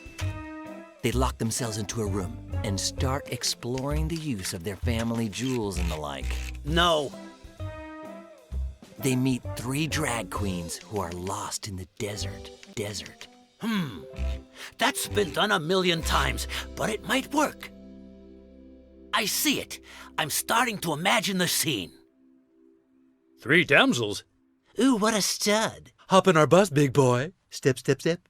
Come here, there's a great view. Yes, this is a great view. There could be a big audience for that. Then what? The Sandrettis find them again. They run away and reach...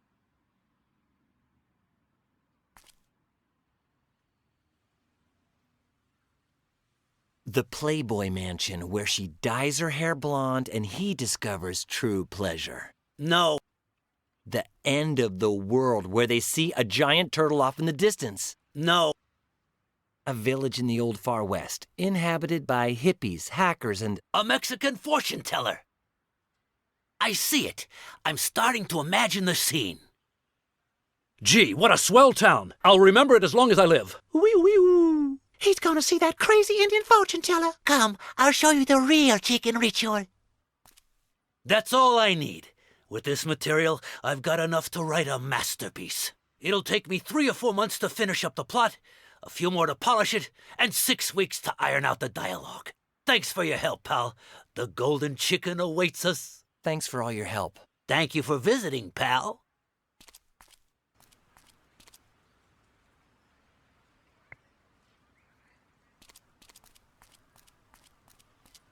One is full of liquid, and the other's with some sort of olives that are extremely reminiscent of cockroaches.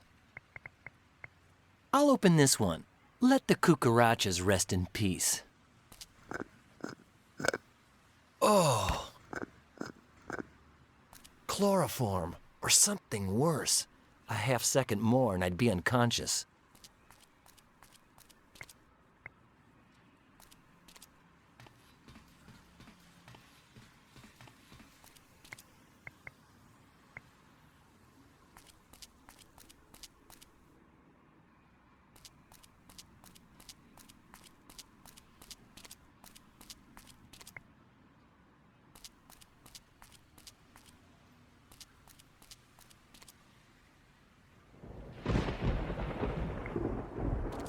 There's something hanging from the hole.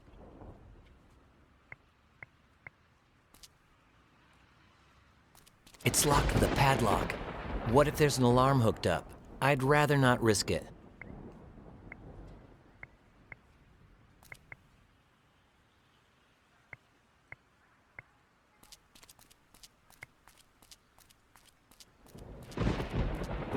All right. It's similar to the one stevedores used to lift stuff.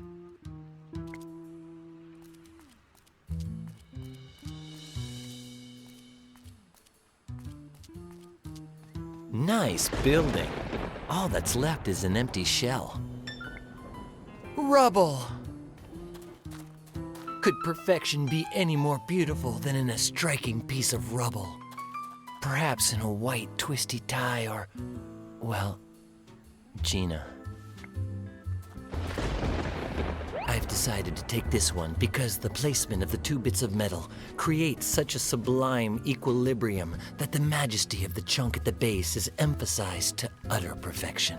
Though in all truthfulness, the rest of it fully merits its description using the poetic term rubble as well.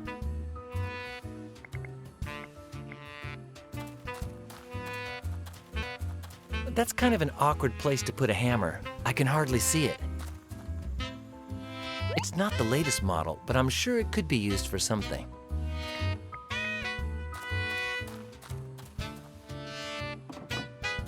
Darn, it's locked.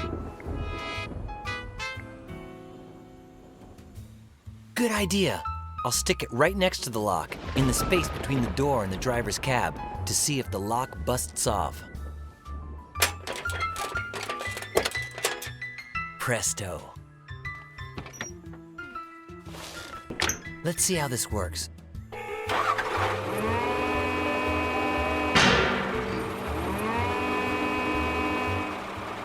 Yes! I don't know if I'll be able to use it for anything, but at least I figured out why the sheet of iron was there. It was covering a ditch.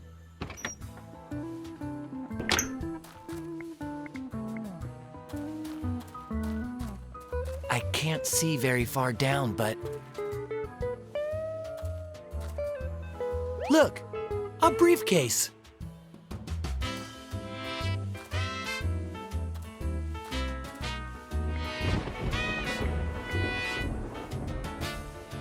Wow! A blowtorch! That could come in handy.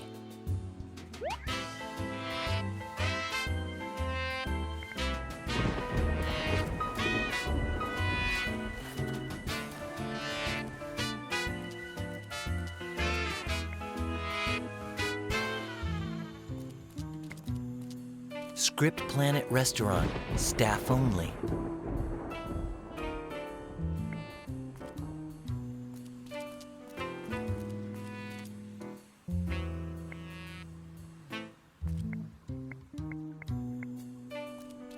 A wall, containers, garbage, and an overwhelming stench.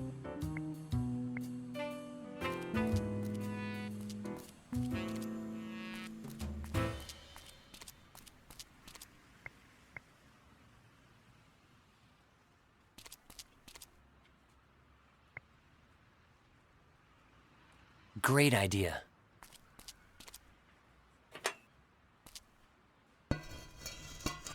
There's something down there. Looks like an anti-gas helmet. Headgear with more or less the same purpose as a gas mask, but in the form of a helmet.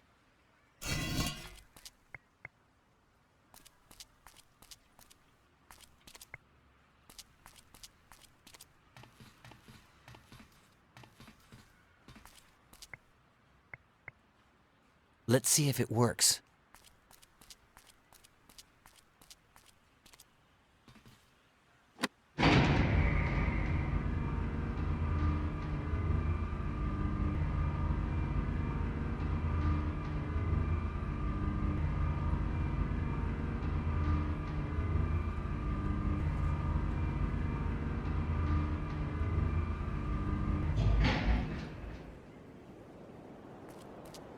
Holy pterodactyl! What a humongous bird! Judging by its amazing height and the electrical storm brewing, I wouldn't be surprised if it were struck by lightning at any moment. Judging by the height I'm at and the electrical storm brewing, I wouldn't be surprised if a dish of spaghetti fell from the sky at any moment. With meatballs!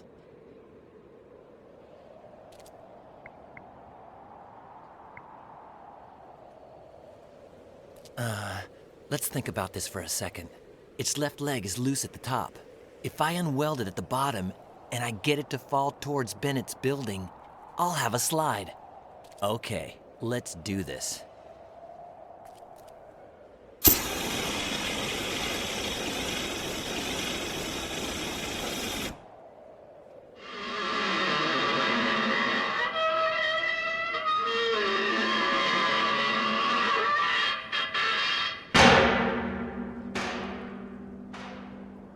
Darn, it's short by a couple of feet.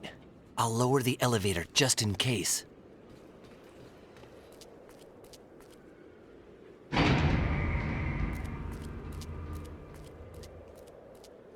I'll run to get enough momentum to go those last few feet. Good plan. It'll be the riskiest thing I've ever done, but something tells me I'm not gonna bite the dust tonight. I'm ready. As ready as I'll ever be. Whoa! No, no, no, no, no, no, no! Gina! Don't worry, I got a blowtorch. I'll burn the ropes and... What's wrong? This is for burning me. Ow! But... This one's for all you put me through. And this one? Come here.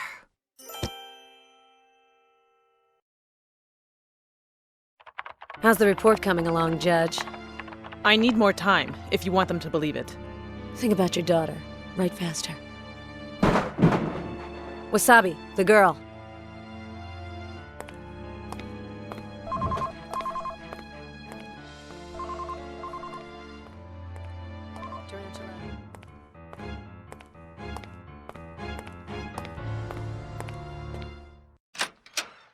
Oh, you've disappointed me, my darling. Not so good with ropes, huh?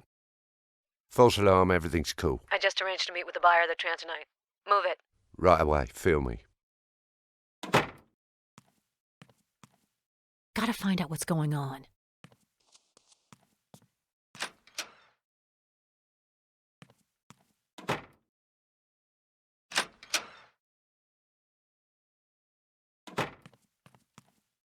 This is some major news. I gotta tell Brian. I hope he didn't get hurt.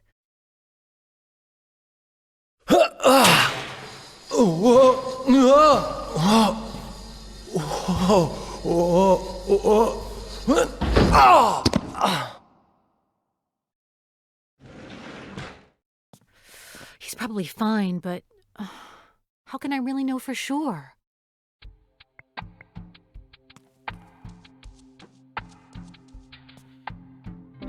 You gotta admit, it's much more reliable than handcuffs.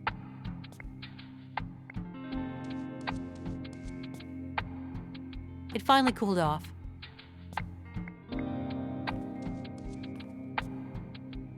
Could Brian have dropped it? But what would he be doing with a funnel?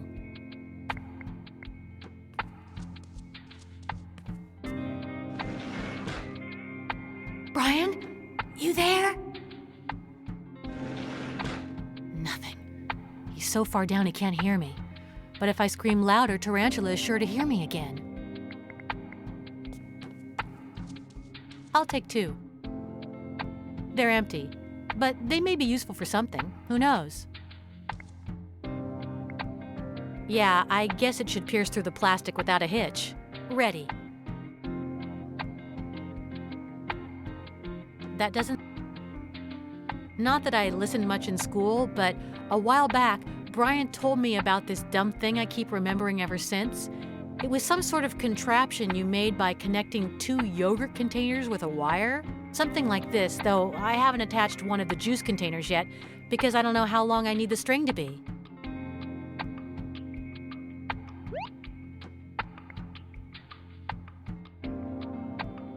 That's it? You're really inspired today, girl.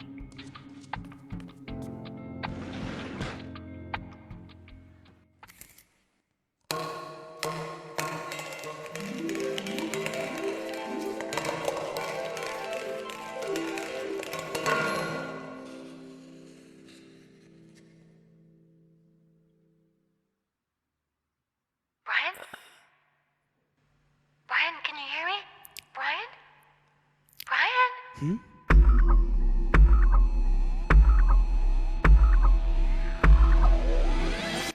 I finally got my memory back. Thanks to you, Gina. Good, because I have something to tell you. Listen up. This is important. I followed Wasabi because Tarantula was telling him something about the Trantonite. And The sale will take place here tonight. The Italians are sending their man. Name is Furio, with the $10 million at 3 in the morning. So that's what this is all about? All the deaths, just for money? For a lot of money. And let's not forget the pleasure of killing. Pay attention, Wasabi. We gotta be ready for another visit. What visit's that? Bosco's coming here tonight.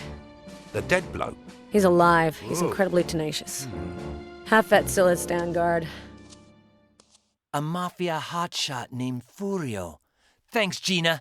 You just gave me a brilliant idea. Thanks, Gina. You may not understand how, but you just gave me an amazing plan. I don't, huh? So why do you think I told you about it? Okay. Calm down. I'll take it from here. Tarantula is waiting for an Italian mafia kingpin to bring $10 million at 3 in the morning. If I hand over that same amount before the mafia kingpin gets here, while I'm dressed up as a mafia kingpin, I could set some sort of trap. But it can't be me who goes in. They're obviously expecting me. So here's the plan. 1. find a volunteer to pretend he's the Mafia kingpin. 2, disguise him well enough so they fall for it. 3, get $10 million. 4, give my volunteer some sort of trap to take out Tarantula when he enters the penthouse. And all of that before 3 in the morning? Thank you very much. Doesn't seem too difficult.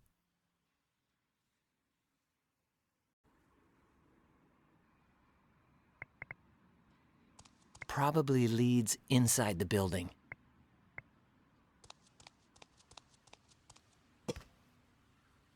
Fascinating. Even more bags of dirty laundry. Leave 'em be.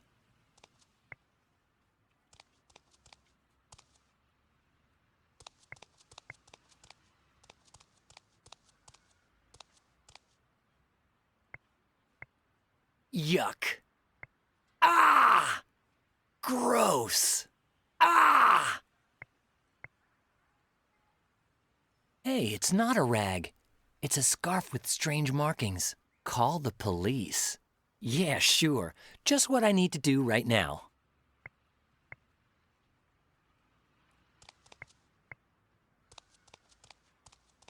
Everything in the one on the left is worthless. And in the one on the right, there's a suit. Nothing of interest in the card on the left. But on the right, there's a suit. Pants, jacket, shirt, tie, but it's really wrinkled. It's clean, but it looks like someone took a siesta on top of it. The door is open. The only thing in here are stacks of leaflets. Not much of a loot. The Pink Iguana? Where have I heard of that place before?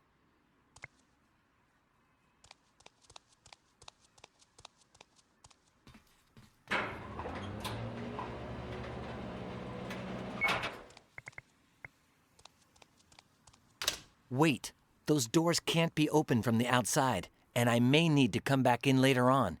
It's decided. I won't leave here until I can set up a system allowing me to open the doors from the outside.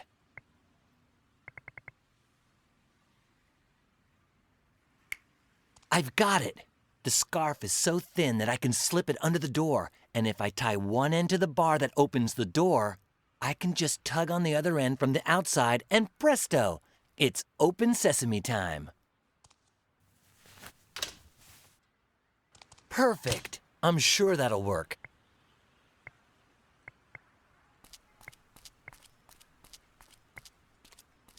Filth, trash, and garbage. And a half-empty can of paint. Okay, technically that's just garbage too. But it's so shiny and pretty.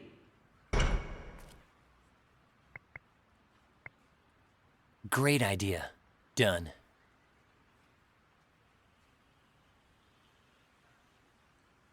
I think it'll work great as part of the Mafia Kingpin costume.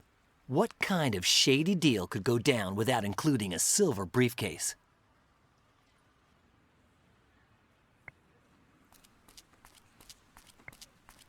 Let's check out just how silly the idea of tying the scarf to the bar on the door was. Turns out my crazy idea works after all.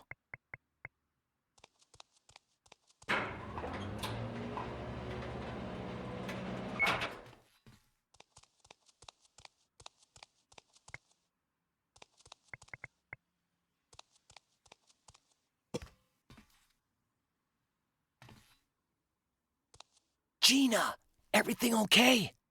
Yes, Brian.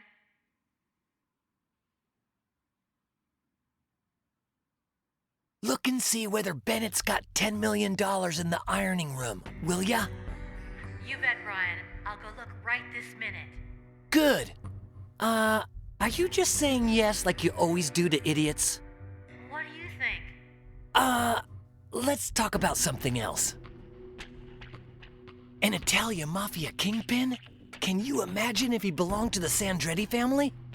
That did go through my mind, but I'd rather not have to face them again. Even though we came out on top, we stole a nice little fortune from them. I saw an iron up there before, didn't I? Yep, Perfect. I'm going to tie a suit, shirt, and tie to the wire. You just pull it up, then lower it back down to me, all nice and ironed.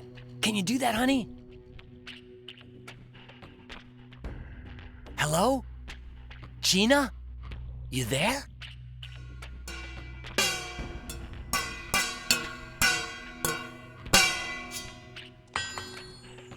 Hey!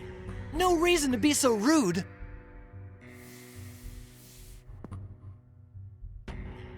Hey, I didn't do such a bad job. The best part is that with this and the silver briefcase, I now have a complete Mafia Kingpin costume ready to go.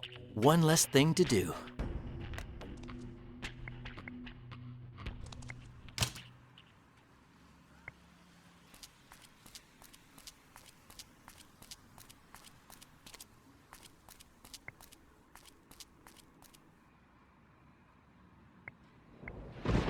I shouldn't, but it is a restaurant, and I am kinda hungry.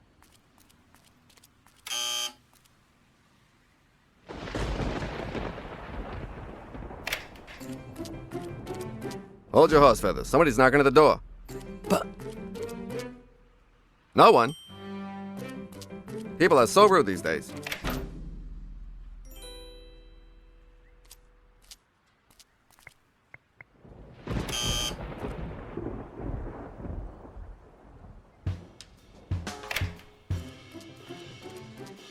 My deepest thanks for allowing me to enter your humble abode.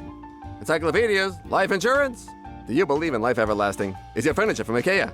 By the way, allow me to introduce myself. Jonah Johnson, unemployed actor and acting waiter. With whom do I have the pleasure? Brian Basco. My mistake. No pleasure at all. How can I help you, my friend? The way you talk reminds me of someone. It's my job. Comes with the territory. Since Script Planet is a movie-themed restaurant, we waiters are all undiscovered actors who wait on tables while imitating known actors. This week I've been assigned a role as a Marxist actor of the Grouchian subset. It's much easier than being myself, especially with all the available documentation. Are you alone? Are you coming on to me, sir? A little respect. I'm a youth. I'm a little lost lamb. And if you're on the lamb, you ought to leave me alone. Get out of here. The restaurant's closed and I'm by myself. I have to wait for the drunkard at table 23 to wake up before I can go home.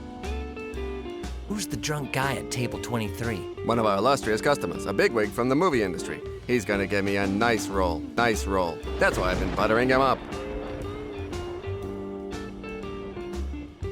Are you sure you're a good actor? Prove it. I don't like that idea. There are probably better ways to waste my time. Come on, just try. I don't think that will come in handy. Hey, that might just work. Hey, you're imitating me. Great idea. Great work. Presto. I'll try again. Hey, no need to continue. I'm convinced. You can stop imitating me now. No reason to do that for the time being. Okay, stop pretending to be me. I wonder how that could be useful to me. Because I just learned how to slam a good punch and my hands are feeling a bit itchy. Sir, you've convinced me. Nothing like a sock and a kisser to promote dialogue. You look pretty healthy considering the life you live. A veritable disaster. I'm in such good shape that I spend entire days at the hospital. The doctors think it may be some strange disease. I'm gonna go keep begging and stuff. Change your rug. It doesn't match the furniture.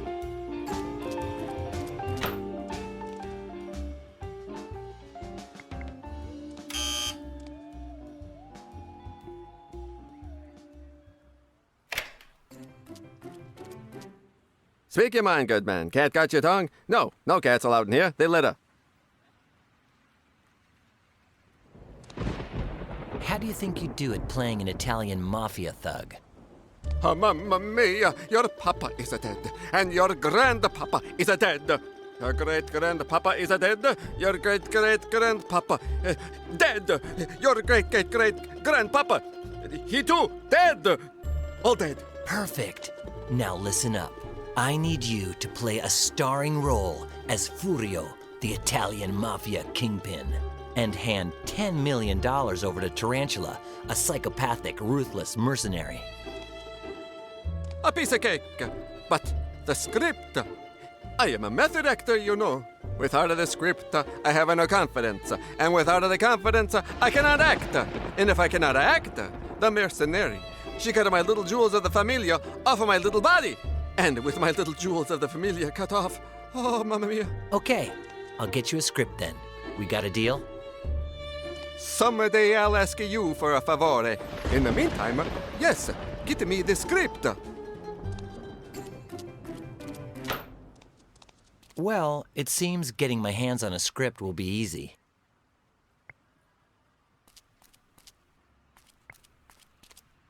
No.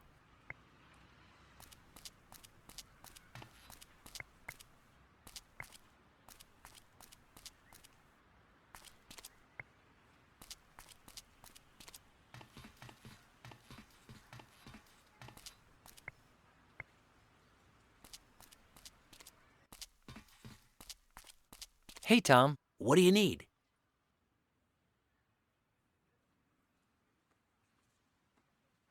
I found the perfect buyer for the script about the nerdy guy.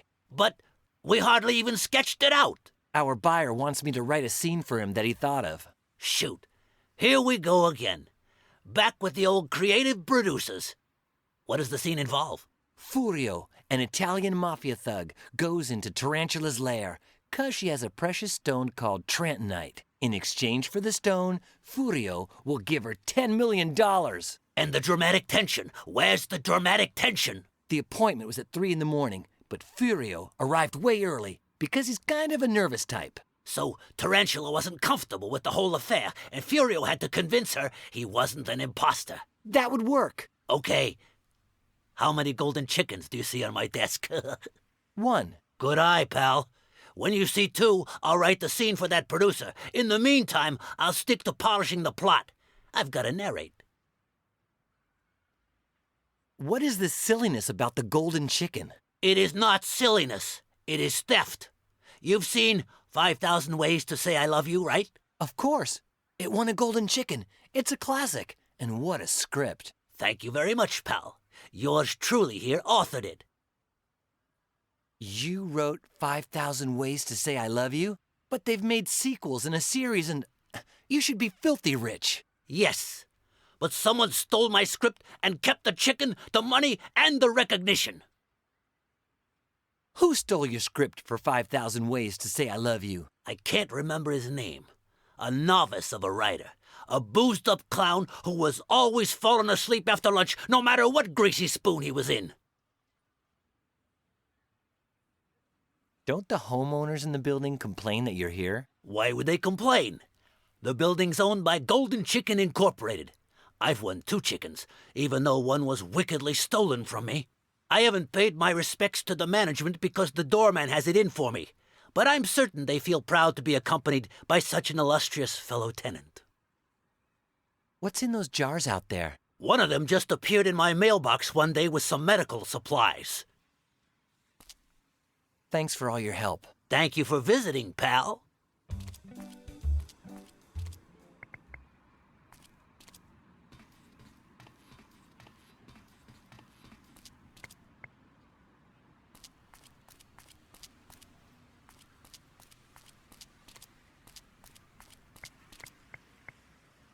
Well, actually, it's not a window. It's just a thick glass panel that doesn't open or close. If the last thing I was told is true, it might be worth the risk.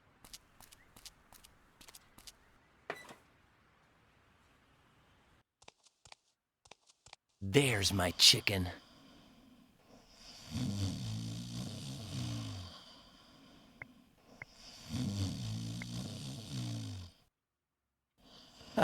It's shaped almost the same, and even though it weighs slightly more, it should do the trick.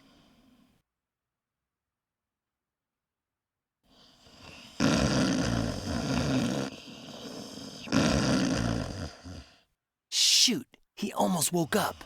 The piece of rubble is nearly perfect for switching with the golden chicken. Too bad it doesn't weigh a tiny bit less. Just call me Brian Angelo.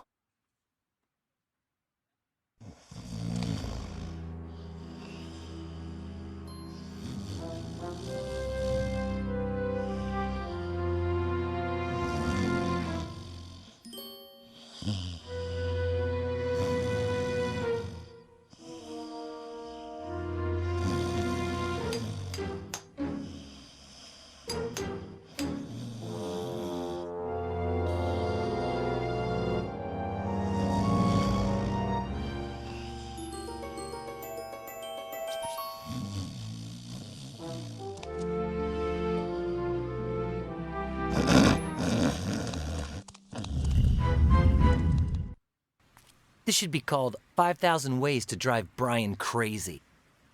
But the payback is always worthwhile in the end.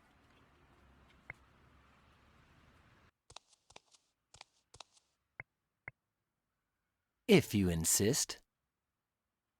Beggars can't be choosy.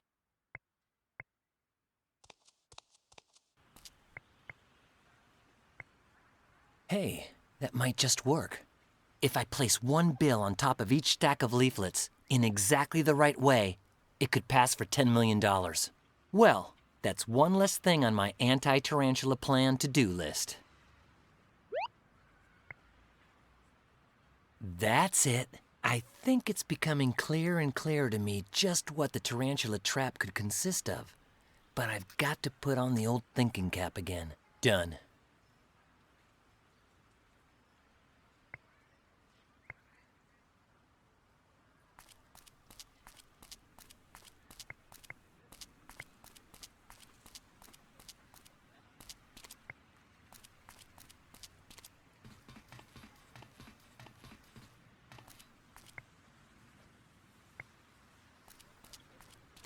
What do you need?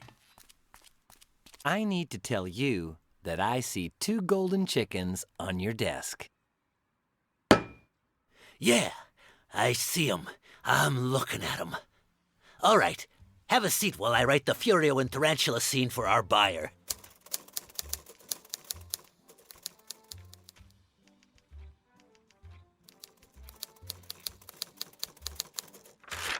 Mister, you've got your script here. Go, look, take, speak with, use with. The eternal questions, huh? Thanks, Tom. I'll make good use of it. Perfect. Thanks to this, Jonah will help me out for sure. And the best part is that my anti-tarantula plan is getting closer and closer to being complete.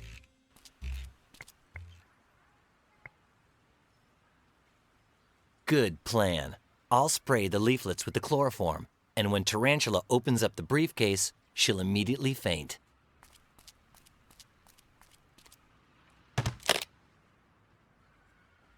Boys and girls, do not try this at home, especially on $10 million. Cool. I realize now that I've got the costume, the $10 million bucks, and basically everything for the perfect trap. All I have to do is get the anti-gas helmet to Gina and dress up my volunteer. Here we go. The time has come to put my plan into action. You look awesome, Jonah. I'm sure they'll fall for it. Sir, perfection is my only defect. No, Jonah. Remember, you're supposed to be Furio. Mamma mia! I almost put my foot in the mouth of myself! Well, don't worry about it. Come on, Jonah. You can do this.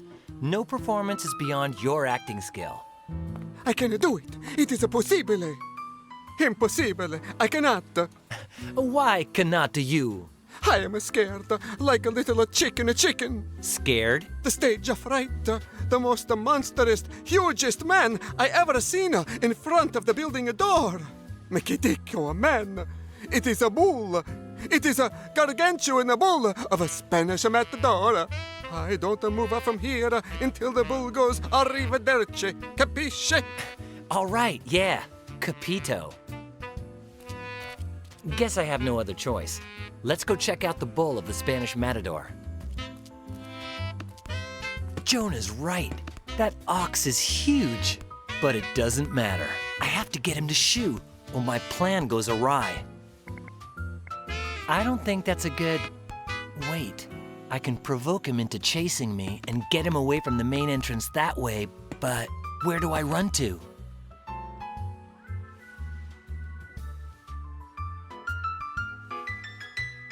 Maybe I could lock him up in there. I won't know, though, unless I go there and give it some thought. Yeah, that's a good idea. That sounds like a dead end, but I could climb up to the roof to think it over for a while. Well, maybe I should give Tom a heads up first. Beyond the shadow of a doubt, one of the most brilliant ideas I've come up with in years. Come on, let's get this over with. Hey, Fatso! You waiting for somebody? It's me, Brian. Brian Basco.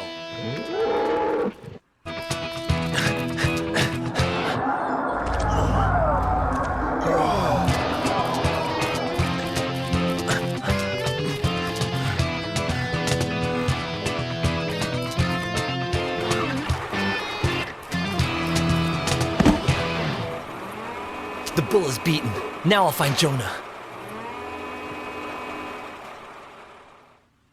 You are sure? No more bull of the Spanish matador? Of course not, Jonah. Bene, it has arrived, the moment of my starring role. I come to you, great seventh art. Furio is here! I know exactly what you're thinking. That I'm gonna send the hack actor into the fire while I just kick back and relax, right? Well, you've got it wrong. Signorina Tarantula, where is the miraculous stone? You're early. Oh, mamma mia. My mother, she made the fettuccine all'arrabbiata that is like for licking the fingers, and she said, Furio, my sweet boy, don't come home late from killing the people or the pasta. It becomes like the sole of a wet shoe. Ma, what a lousy screenwriter has written this crappy dialogue. You're right, I'm early, and so what? The cash. Signorina Tarantula, it is a pleasure to do the business with you. Right to the point.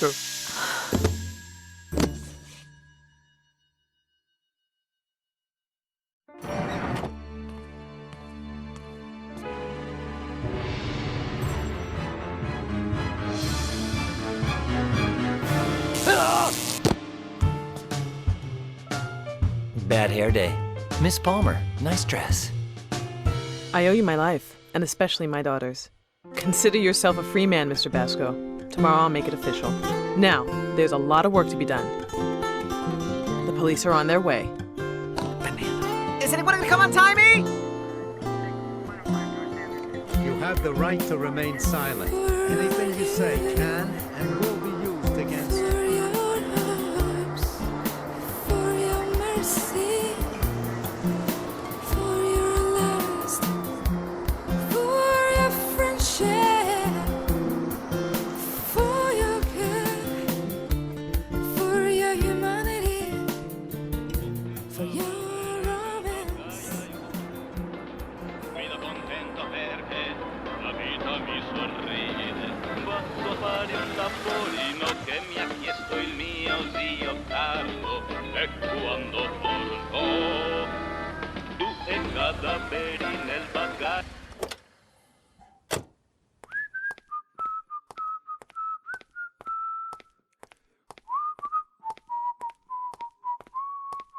Signorina Tarantula, it is always a pleasure to do the business with you.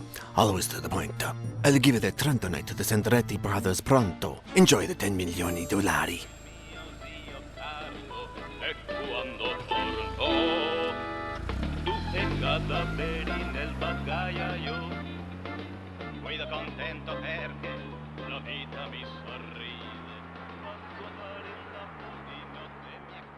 Are you impressed? We robbed the Sandrettis for the second time. It could become our specialty. Till they find out it's just volcanic rock. One thing. How'd you get in here? It was easy. I started a telepathic conversation with Alpha, who disintegrated my body and sent my particles to a parallel dimension where Bennett was living on the ground floor. Then he reintegrated them, returning me to our dimension and... This is not the Trentonite! Knock it down at the door! Ragazzi! Run! Time is running out, fading clouds of blood. There's no hope if we stay here. Run away with me from this madness world. We'll be dead if we stop. Time is running out, fading clouds of blood. There's no hope if we stay here. Run away with me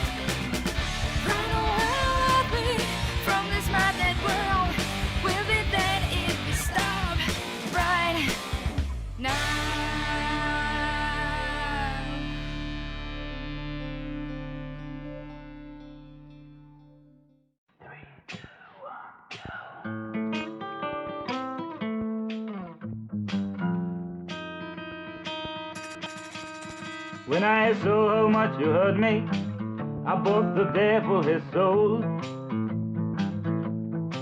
When he saw how much I love you, the devil sold me his soul. Now my dear, I can't do nothing but hate, and all my hate is for you. I bought the devil his soul. Good old Satan, he sold me his soul.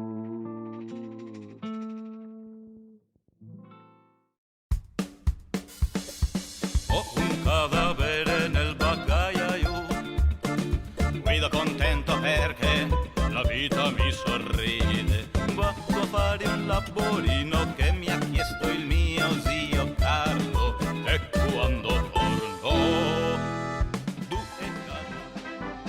Intolerable, unendurable, insufferable!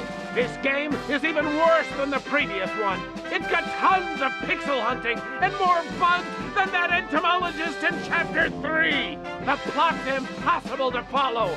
The puzzles are all completely unbelievable. The dialogue couldn't be any duller. The drawings look like they were doodled by some cross-eyed artists, and the colors remind me of bubblegum. The characters have got too much texture. The visual effects look like kindergartners did them. The animations were just thrown together. And the music, it sounds like some synthesizer from the 80s. To sum it all up, I loved it. They don't have me locked up in a loony bin for nothing, right?